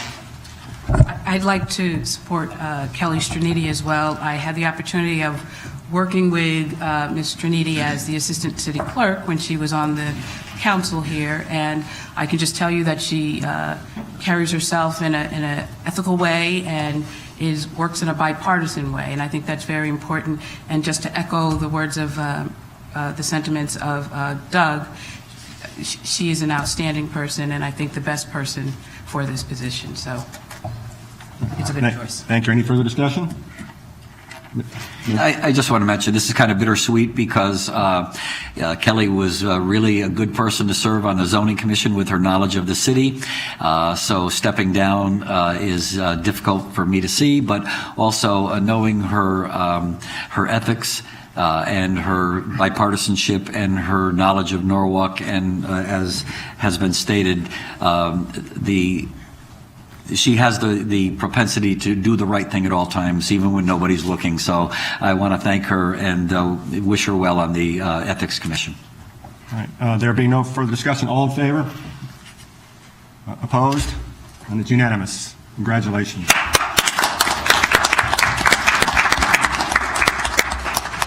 You do swearing in now, or? After you do the other. Okay. The next item is a reappointment of Kara Murphy. Do you have a motion?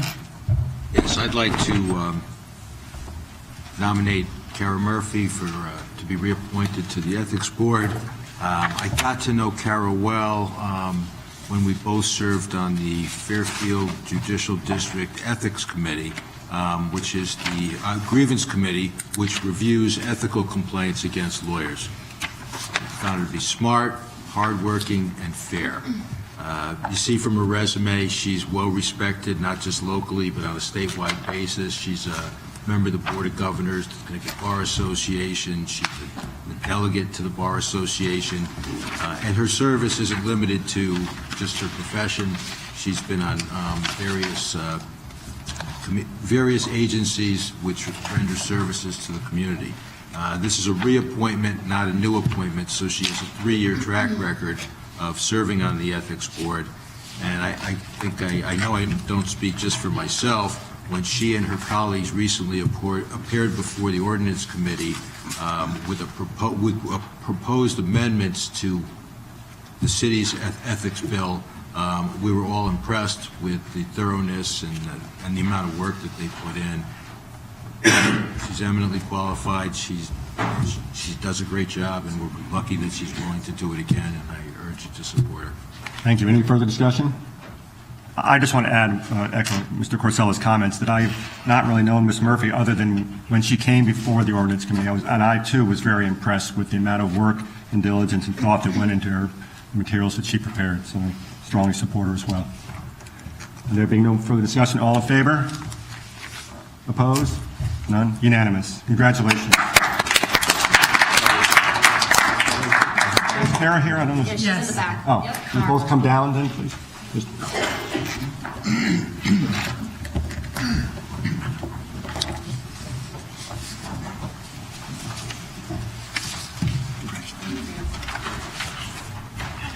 Again. Congratulations, Kelly. Thank you. Congratulations, Karen. I'm going to do it together. One is a reappointment and one is a reappointment. Okay. Nice to meet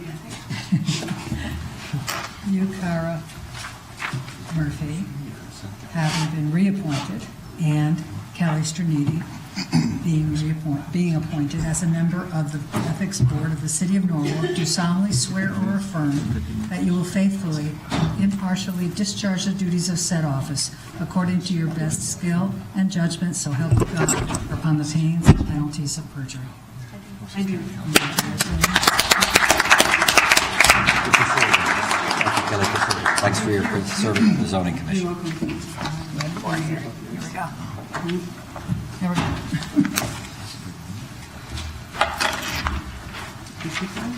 Yes, thank you. Thank you. Thank you, everybody.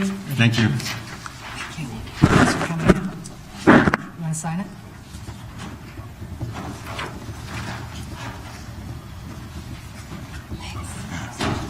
Thank you. The consent calendar tonight will be read by Mr. Corsello. As a reminder, if the item you're interested in is on the approved consent calendar, that means it is approved. There will be no further discussion. Before I proceed with this, I'd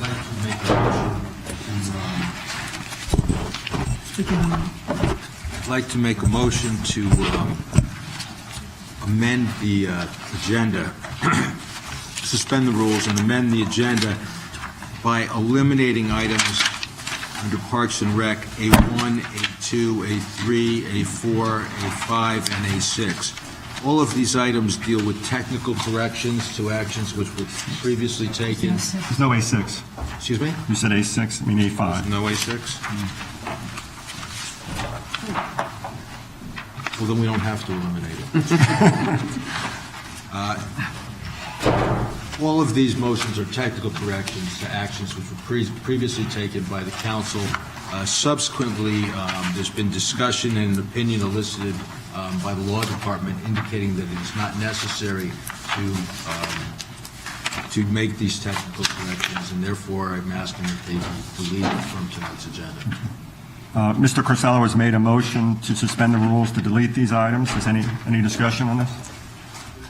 Is there any objection? All in favor? Okay, unanimous. Doug, your eyes. Well, it's unusual, but that's just we're suspending the rules, what we just voted on. Yeah, you have to, once you suspended the rules, you voted on That's what I'm that. trying to figure out. Now you have to vote on removing them. Oh, okay. I'm trying to figure out. All right, thank you. Sequence, yeah.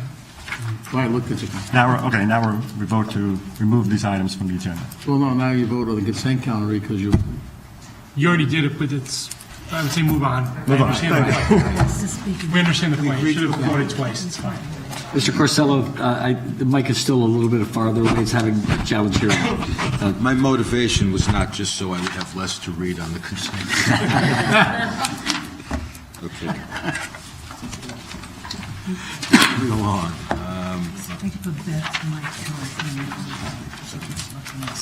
Item B1, authorize the mayor, Harry W. Rilling, to execute any and all documents necessary to apply for and accept the school readiness grant, which includes the quality enhancement grant for the period July 1, 2019 to June 30th, 2020. Item B2, authorize the purchasing agent to execute a purchase order on behalf of the Norwalk Police Department to Fleet Auto Supply for sole source purchase and installation of upfit to community outreach vehicle for an amount not to exceed $45,000, funds from the Choice Neighborhood Initiative grant as administered by the Norwalk Housing Authority. Item B3, authorize the mayor, Harry W. Rilling, to execute any and all documents necessary to apply for and accept the school readiness grant, which includes the quality enhancement grant for the period July 1, 2019 to June 30th, 2020. Item C1, authorize the mayor, Harry W. Rilling, to execute an agreement between the City of Norwalk and Vanas Hangen Trustin, Inc. for pavement engineering and consulting service in connection with the pavement management program.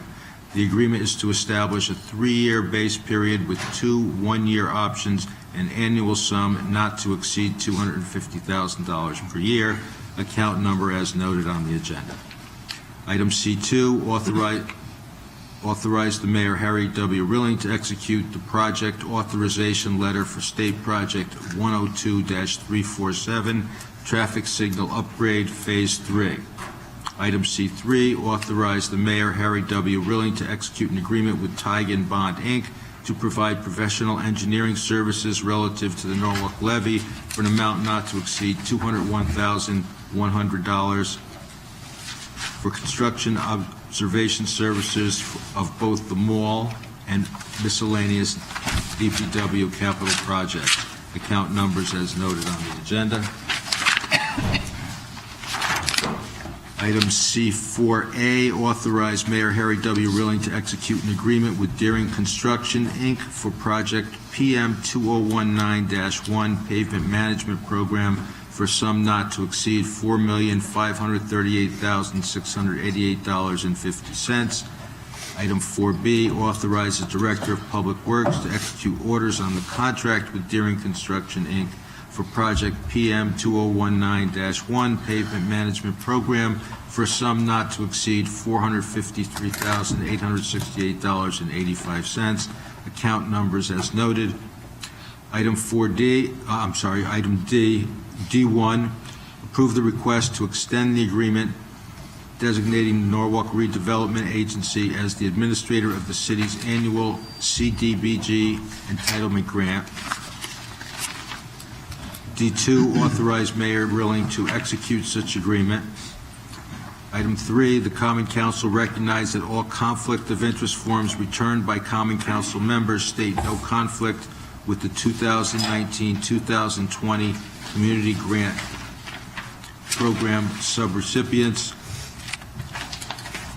Item D4, authorize the Chair of Norwalk Redevelopment to execute a contract with Mullen and Associates LLC in an amount not to exceed $49,200 from CDBG administration funds, Fund 300, to complete 2020 to 2025 consolidated planning process.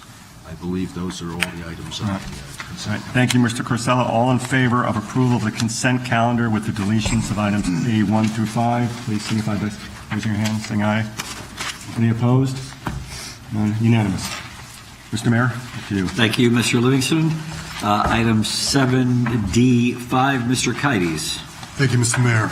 I'm going to move this item, Mr. Mayor, and then quickly speak to it. Okay, Mr. Kites. I've had the pleasure of living in Norwalk my whole life, and I've got a few years under my belt, so I've seen the area in question change for the better and for the worse over the years. And just a little example, a little background is, as a child, I spent my afternoons and my weekends and my summers working at my uncle's shoe repair shop right down there on Wall Street. It was like the gathering spot from mayors to plumbers. I mean, this was where everyone hung out. So, and during that time, I remember a vibrant neighborhood full of life. There was foot traffic. All the stores were filled. So all the offices were filled. There was street fairs in the summer. And now I drive through that area, and when I spend some time down there, I realize how much of a shell of what it once was. So I guess the question is for us tonight, what can this plan do to help revitalize the area?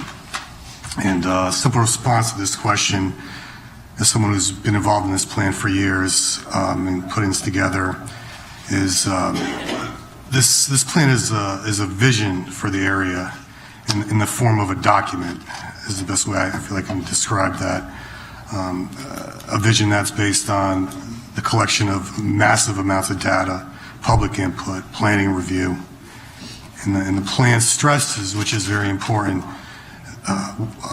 historical preservation, walkability, streetscapes, site review, recommendations that with proper outside investment will revitalize the area while keeping the integrity of the neighborhood intact. And I stress this to the point, because which many of the public, from the numerous emails that were solicited to be sent to us today, don't understand. With no plan intact, there's not much in place to protect us in the neighborhood from being what it was and what it could be again. So I'm asking the council tonight, please, to approve this plan. Thank you, Mr. Mayor. We also have, if we could have to the microphone, Mr. Sheehan, Ms. Casey, Ms. Strauss. These are our Chief of Economic and Community Development, as well as the Redevelopment Agency, if you have any questions that you need to ask. So Mr. Kites has moved the item. Is there further discussion? Of course. Mr. Henderson. First of all, the committee members last week, I couldn't put two sentences together. My head was swirling, and I apologize in advance. I second that. And what caused part of that issue is, look, I voted for these plans in the past. Actually, this winds up being the fifth plan I've seen, 5 mayors, 5 plans. And one of the things I feel that this didn't address is why, and wasn't analyzed, is why have the other plans all failed? But the plan is a plan. But what part of that, either implementation or lack of implementation or investment by the city, caused those other plans to fail? And then what's going to make this work? So I don't want to be curmudgeon. I don't want to be those guys that, well, he's always against everything, because I'm not. Because I think there's a lot of great things in this plan, and some of the background information and the appendices were better than I've seen in other past plans. I do disagree with certain areas when it comes to the blight analysis, because if we were taking lead paint or anything built between 1972 or don't match setbacks or as non-conforming, and we have a lot of other neighborhoods in the city of Norwalk, our schools will probably not qualify as blight, since most of those schools were all built before the 70s and probably had lead paint in them. So some of the characteristics of the blight designations I question, and I'm going to be honest, it's the first time I can recall with any kind of passion anybody's come out and really went the other way for the uptown, because most of it was, yeah, it's blighted, it's got issues. I don't think it's bad as everybody thinks it is, but in the same token, I've never seen a group of people actually fight the designation of blight, because we all understand by designating it as blighted, you can pick up federal funding in that, and there's other fundings that are available that come with that. Some concerns I have with it is that we've taken in 2 new areas. One of the areas being along the river. That section was kind of left out because there's industrial uses still there. My concern is allowing that to become gentrification at some point. We push out those uses. That's kind of why they've been locked off in the past.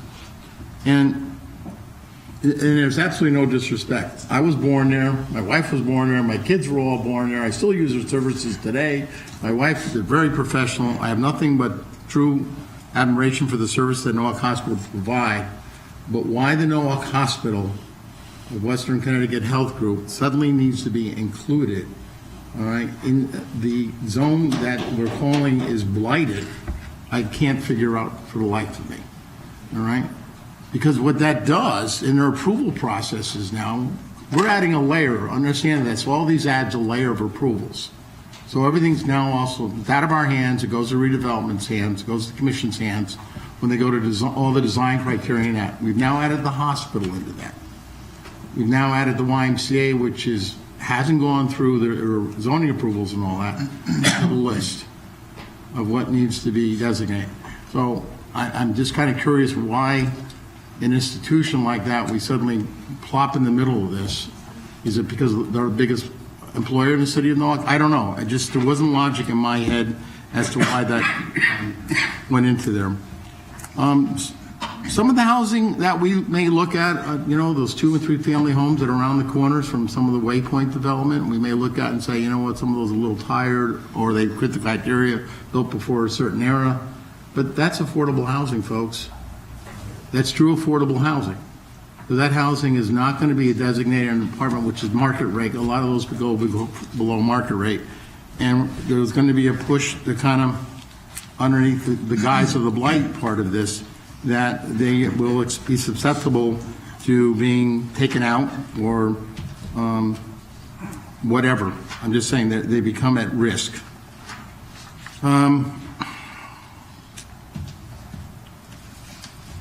I don't know what the dream is from this. I think there's some good points where they focus on certain areas, and that's why the hospital is still questionable, because when you look at the certain areas they focused on to redevelop, there's like 5 of them in there, if I remember, certain areas super focused on, we need to work in this area.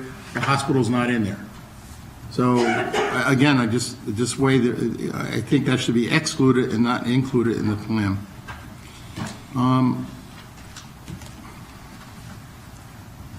What the city needs to do, and I think it's probably part of the reasons that a lot of this has not worked out as well as we put, because I am older, I'm in the mayor's realm of remembering Norwalk back in the days when it was beyond vibrant, as you decided, Ms. Kaides, were Greens and Sears and Janung's and Greenberg's and Kittytown and the Norwalk Stationery and the bookstore, and all that was all super vibrant. It's where you went to shop, the canned food store.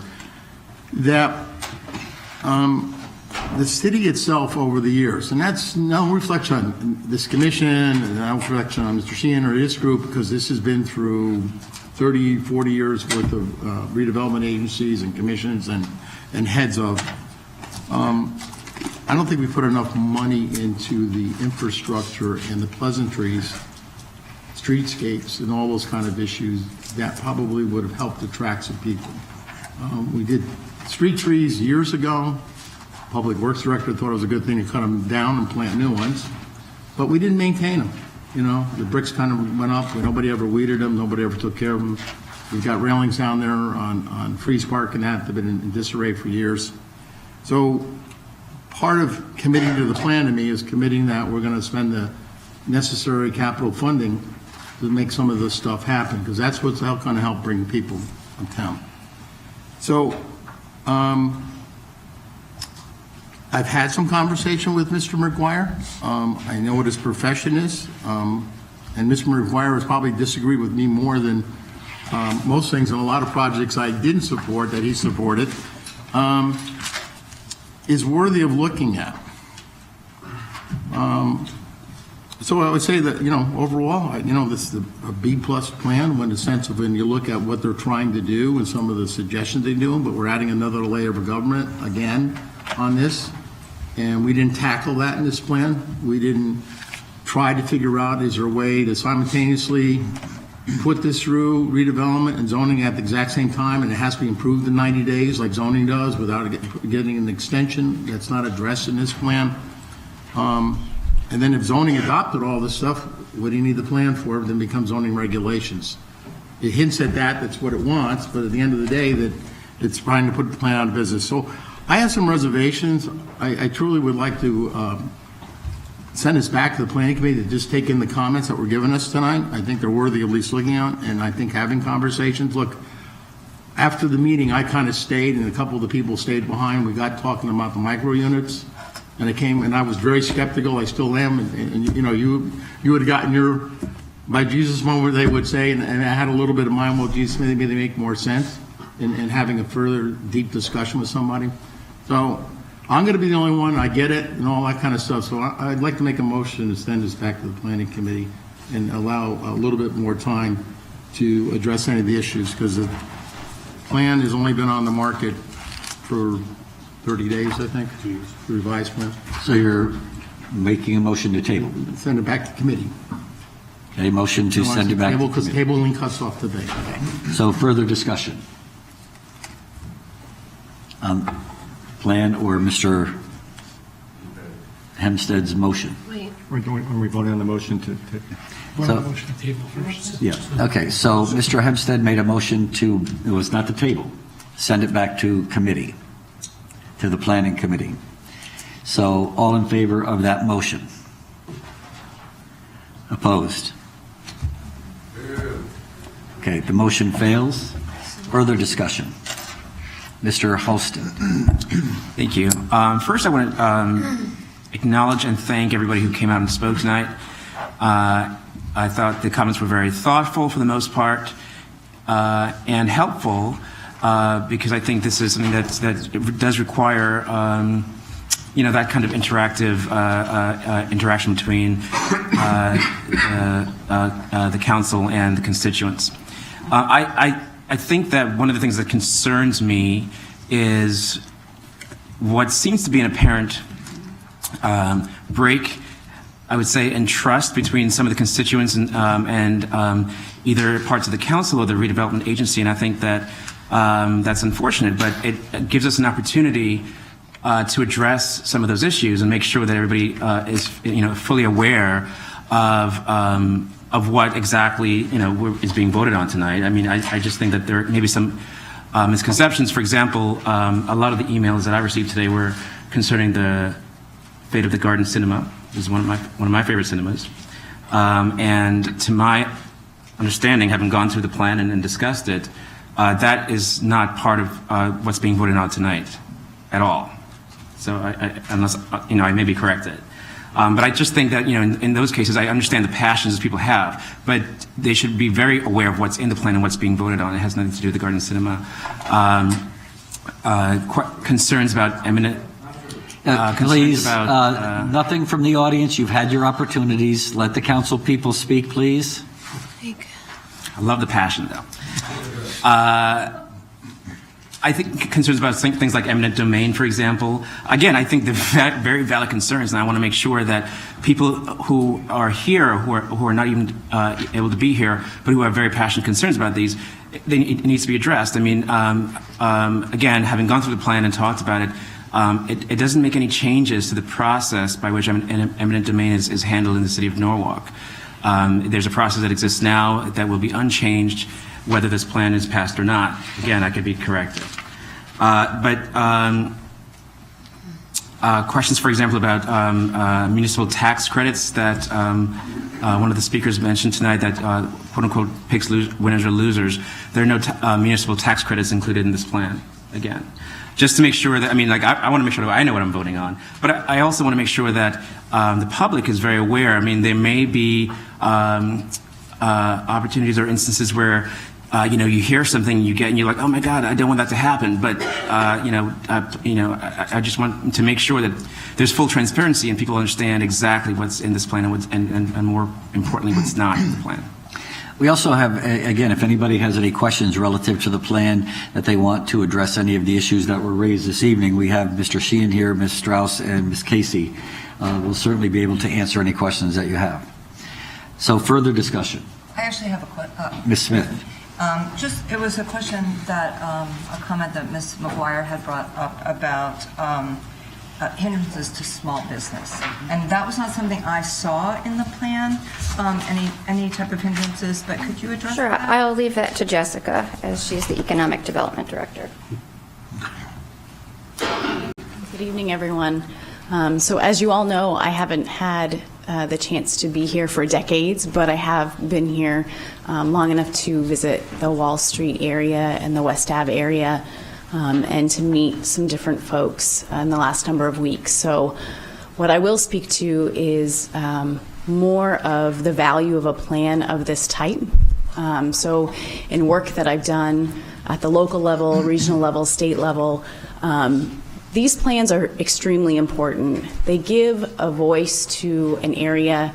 They identify an area that we're interested in making improvements in and enhancements in. And when I say we, I say the collective we, whether it be City Hall, council members, stakeholders, businesses, developers, residents. A plan like this really sets out the goals and objectives for the area that's shaped by public voice. In addition to that, it allows us to measure and understand the gaps in programs and the gaps in funding that need to be addressed to be able to make enhancements in a neighborhood like this. It gives us the chance to figure out what funding and programs are available that will make a difference in a neighborhood like this, and what those specifically speak to, whether it be streetscape or place-based planning, small business loans, small business support, bringing in new business to the area, really creating a balanced view of growth and a balanced experience of growth for the neighborhood. When we talk about balanced growth and healthy growth, it means residents, but it also means jobs and businesses as well.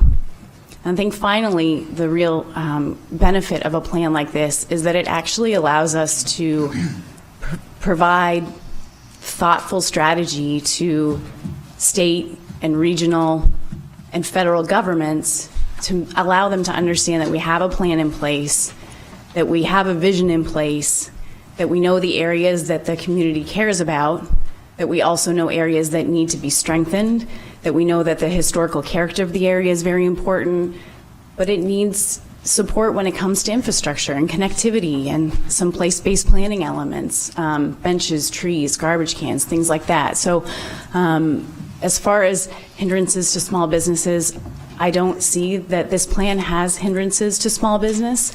I think what it does is it really puts a spotlight on a neighborhood that we all believe in, that people have believed in for a really long time. I think we've seen businesses speak, private developers speak, residents speak, and we've seen the growth that's happened since 2010 in this area. We've seen housing units and businesses come in, and I think it really speaks to the commitment to the neighborhood, and this is really meant to enhance the efforts that have already been put into the area. Thank you. Further discussion. Mr. Ioannidis. All right, I have a lot. As a council representative for District A, this plan is really important to me, and I want to make sure that I'm understanding the process. So I have about 50 million questions that I'm about to throw at you all. Let's take one at a time. I don't remember that. So I think we should have a discussion more on this eminent domain process. Can you just walk us through, if eminent domain was to be pursued through this plan, how would that play out? So eminent domain is not on the table in the development of this plan. In 2007, the council determined that the redevelopment agency cannot take any property by eminent domain without full approval of the council and the public process involved in that. So the redevelopment agency has no unilateral authority over any eminent domain in the redevelopment area Okay, so anything like that would have to come, once again, to before us. the council. So, Just to okay. add a point to that, during the public hearing, there was a lot of comment about the need for eminent domain. We had actually left eminent domain out of the plan altogether, but there was commentary about specific properties that might be a public purpose taking that would be beneficial to the city as a whole and to the neighborhood, and that we should leave the eminent domain as it was previously structured in the former plan and bring that into the new plan. Okay. Is this a process that you anticipate using very often? No. No, okay. All right, so moving on from eminent domain, let's talk a little bit. I guess this is a very big picture item that we're talking about, and a lot of the emails that I've gotten, just in general, whether it's this issue or whenever somebody's contacting me about District A, the Wall Street area has character, and I think that that's something that everybody wants to be preserved. And by my reading of this plan, by adding this additional layer with the redevelopment agency being involved, that helps maintain the current character. So without this layer there, there would be fewer limitations or guidelines for a development to maintain the type of structure that would go up. Yes, am I reading that's that a correctly? correct understanding. Okay. And have you guys been in discussion with the Historic Commission? Yes, we have. Yeah, okay. Members of the Historic Commission came in and wanted to see some more emphasis on historic preservation in the plan, and that's been included. Okay. Do they have a direct, like, comment period or anything? They came in during the comment period. The members of the Historic Preservation, I'm not going to get this right, members of the Historic Preservation group, I can't remember the exact name of it, were on our working group, and they also came in during the public comment period to request more emphasis on historic preservation. If a project were to come up, would they have an opportunity to comment on it? Yes. Yeah, okay. Okay, so this is, again, just like a very big picture, more of a vision guideline. It's not legally binding. We are not setting any tax incentives here. We are not, this is just kind of our vision for the area, correct? Yes. Okay. And then another topic of concern has been the term blight or disrepair or whatever the word that we're going to use at that given moment is.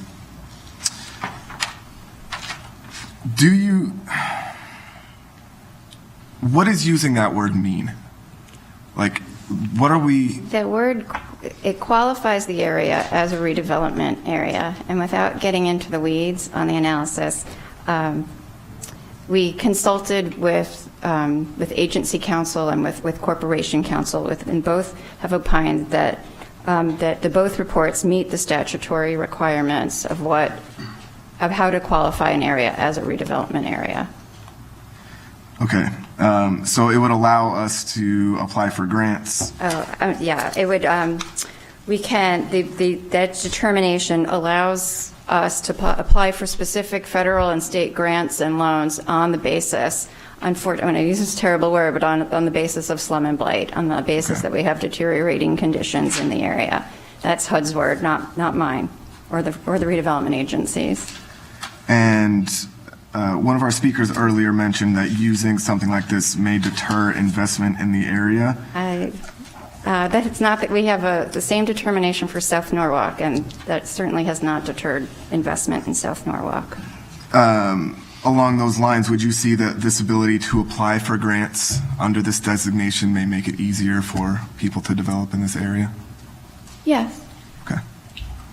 I I think I hit 1 million questions there. So with You that. said 50 million. Oh, okay. I got another 49. Oh, yeah, for you. that was hardly 500 million. Thank you very much. You're welcome. Further discussion? Mr. Livingston. Yeah, thank you. First, I want to applaud the Wall Street Association for all the work they've done. I like getting the emails about all the things that are going on there. I think they've done an impressive job. There has been growth and movement over the last few years. Unfortunately, I just don't think we're there yet. I still think there's I've only been here 32, 33 years, unlike other people, but I haven't seen a lot of change in that period. And so many people have talked about, we've got to do something about Wall Street, got to do something about Wall Street. And I agree. And one of the things that really drives me here is when I ran for election, I was really focused on planning in the city. And I know other people have mentioned this. It's always struck me that Norwalk sometimes goes and has historically gone about things without what seems to me a lot of planning. And here we have a good plan that lays out a vision for this particular area. And I really support the planning effort, and I think a lot of thoughts have gone into it. There's been a lot of people involved over a 2-year period. And I really do endorse the effort. I think work still needs to be done, and this shows a lot of effort has been done, and we should support it. Further discussion? Yeah, I just. Have you had an opportunity to speak yet before? I had. Okay, and now, so Mr. Hempstead, and then back to you. Yeah, I just have a couple quick questions. This plan is for 10 years. Can this plan at any point be amended? If so, what is the process? It would have to go through the same process that we go through when we establish the plan to begin with. It has to go through the public approval process, public hearing, public comment period, council approval, and agency approval. So technically, a month from now, it could be amended? Yes. Going through the process? Technically. Okay. 2, something was asked, and I think the answer, this is not an advisory document. This document becomes part of what the redevelopment agency and commission must use as criteria. If somebody now has to go in and make an application to zoning, it also needs to make an application for review. Yes. So these are not just a plan, they are regulations. Yeah. I think the issue that the plan actually puts the most of its owners, is most owners on with regards to development that's happening within the corridor is the whole issue of the design criteria that's associated with the plan. Granted, that is another step, but it is an issue that if you're supportive of the design criteria that's in the plan, it does allow you to protect what you seemingly want to advance as the type of design for this geographic area. Right, but they are regulations. Yes, that is clear. There's design It's regulations. not just in theory as the POCD, which is theory, but there's a plan that's not enforceable, and it's been ruled by the courts to only be a guidebook and not law. And the agency has actually voted down projects that were not in compliance with the design. There's more in this I like than don't like, but I was reminded by, and I won't mention the person's name because they're in the room, that if you don't like something and it comes up, well, I got told, well, you voted for it. So that always has tempered me a little when I vote for something like this, because you gotta, if you're voting for it, you like it all. You voted for like it all. So it wasn't this part of town, it was another part of town. But I just want to make sure that got cleared up, Mr. Ioannidis, because it gave the impression it's a plan and it's not possible action. Now, Ms. Smith? I just wanted to say that since I've been elected, I've spent a lot of time reading and studying about city planning, as much as I have time for anyway. And so much of what I see in this plan, and I have spent many hours with it, reflects what makes a walkable, vibrant city. And it seems to me a real vision for the future of this city. And I think the Wall Street corridor, Wall Street West Avenue corridor, is what will tie our whole city together. And the regulations seem to me to protect what's important to us, such as, historic preservation of that area. And so I support this plan. I think it's a good plan. Further discussion? Mr. Hostin. Sorry, of course. Something that Mr.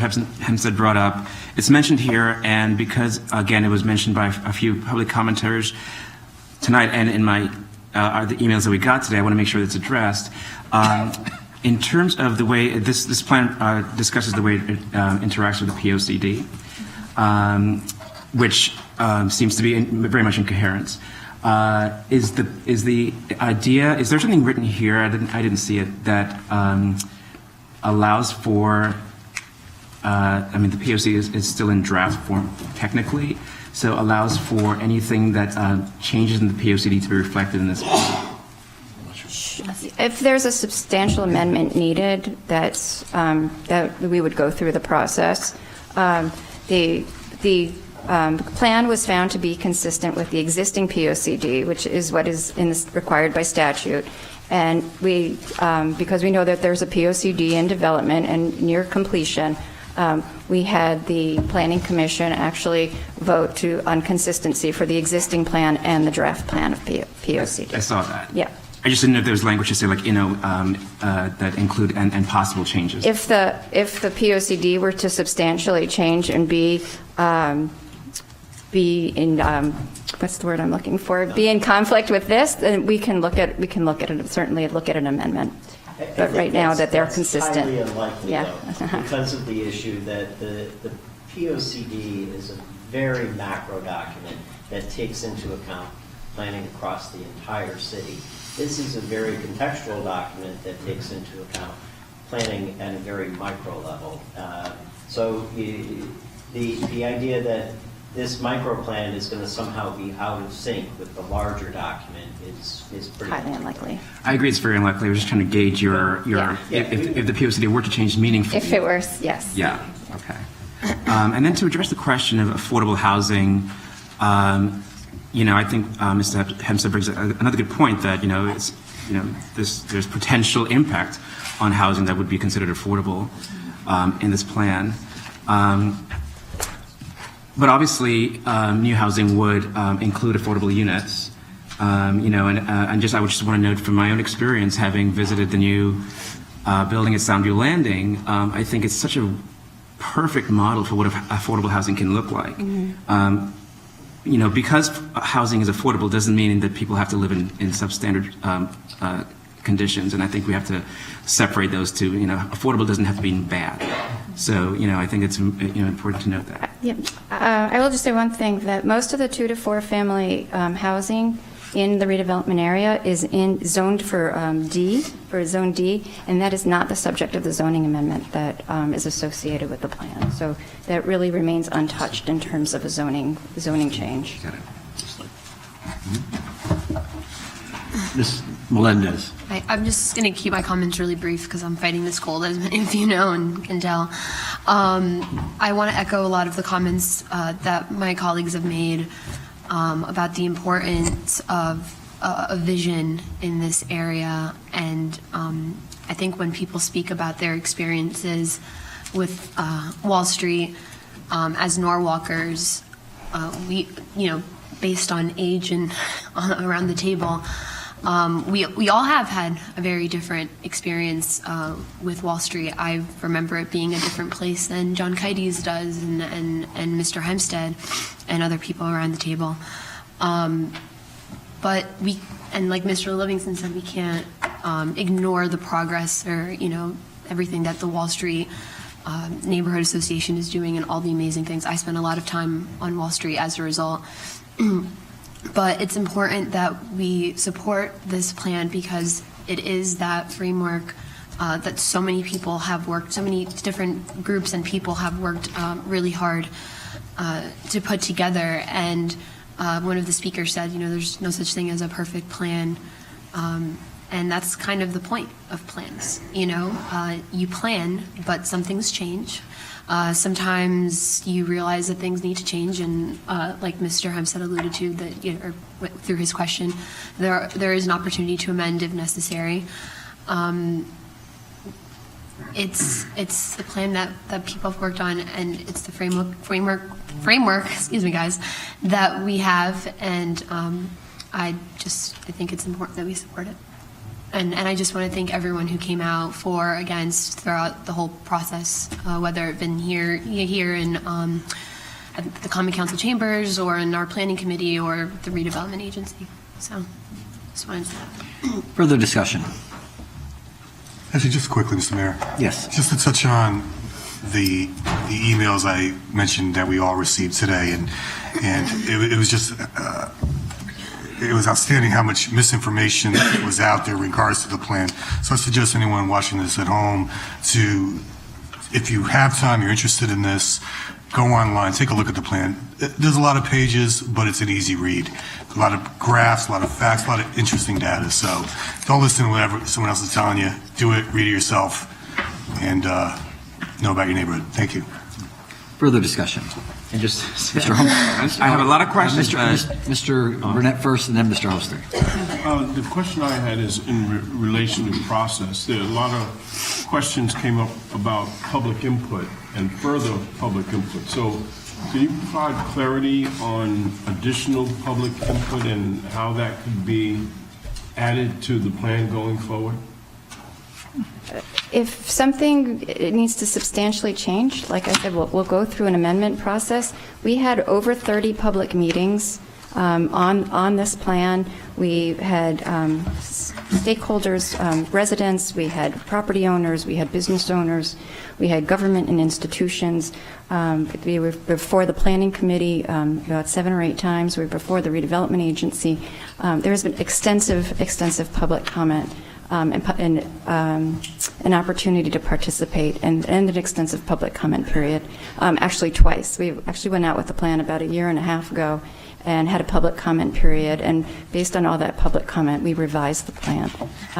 If something should change in the next, over the course of the plan period, we'll take a look at doing an amendment.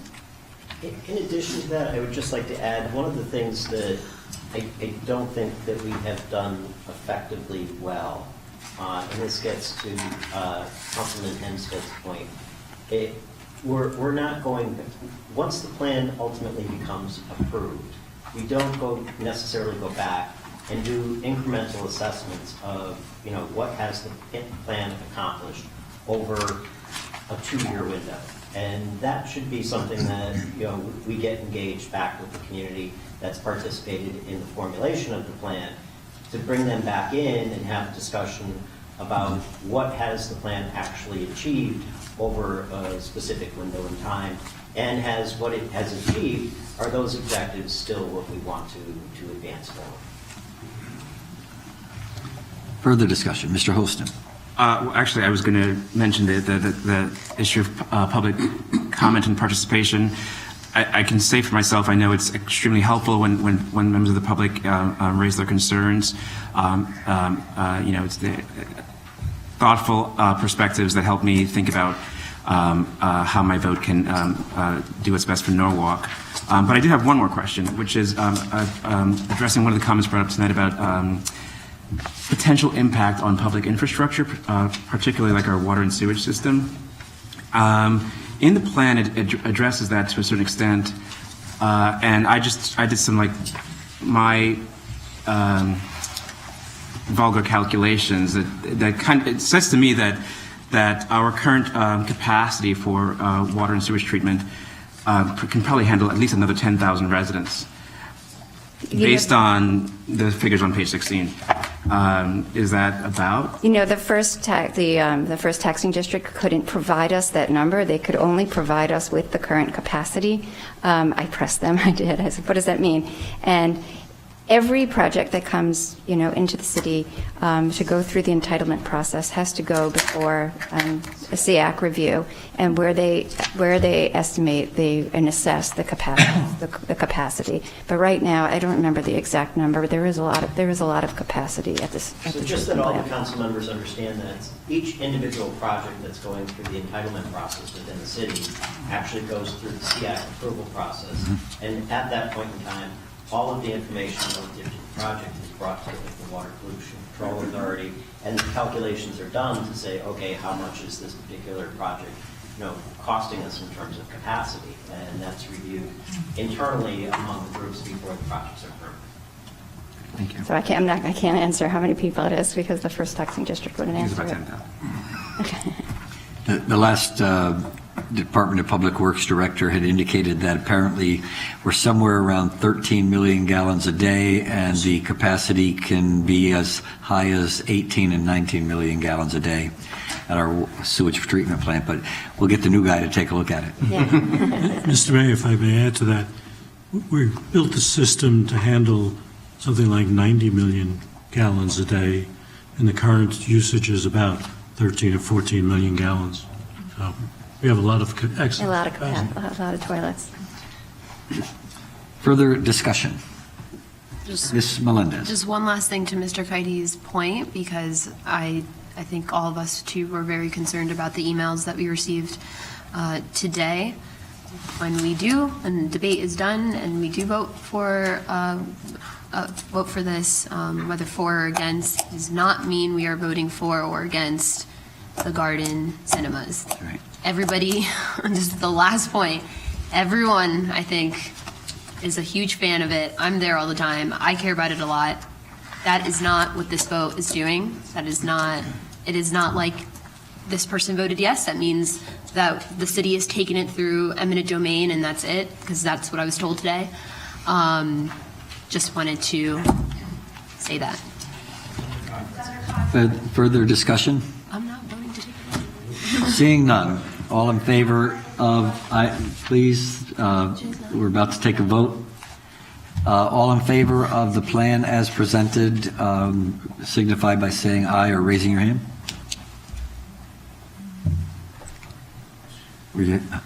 All against? It passes 13-1.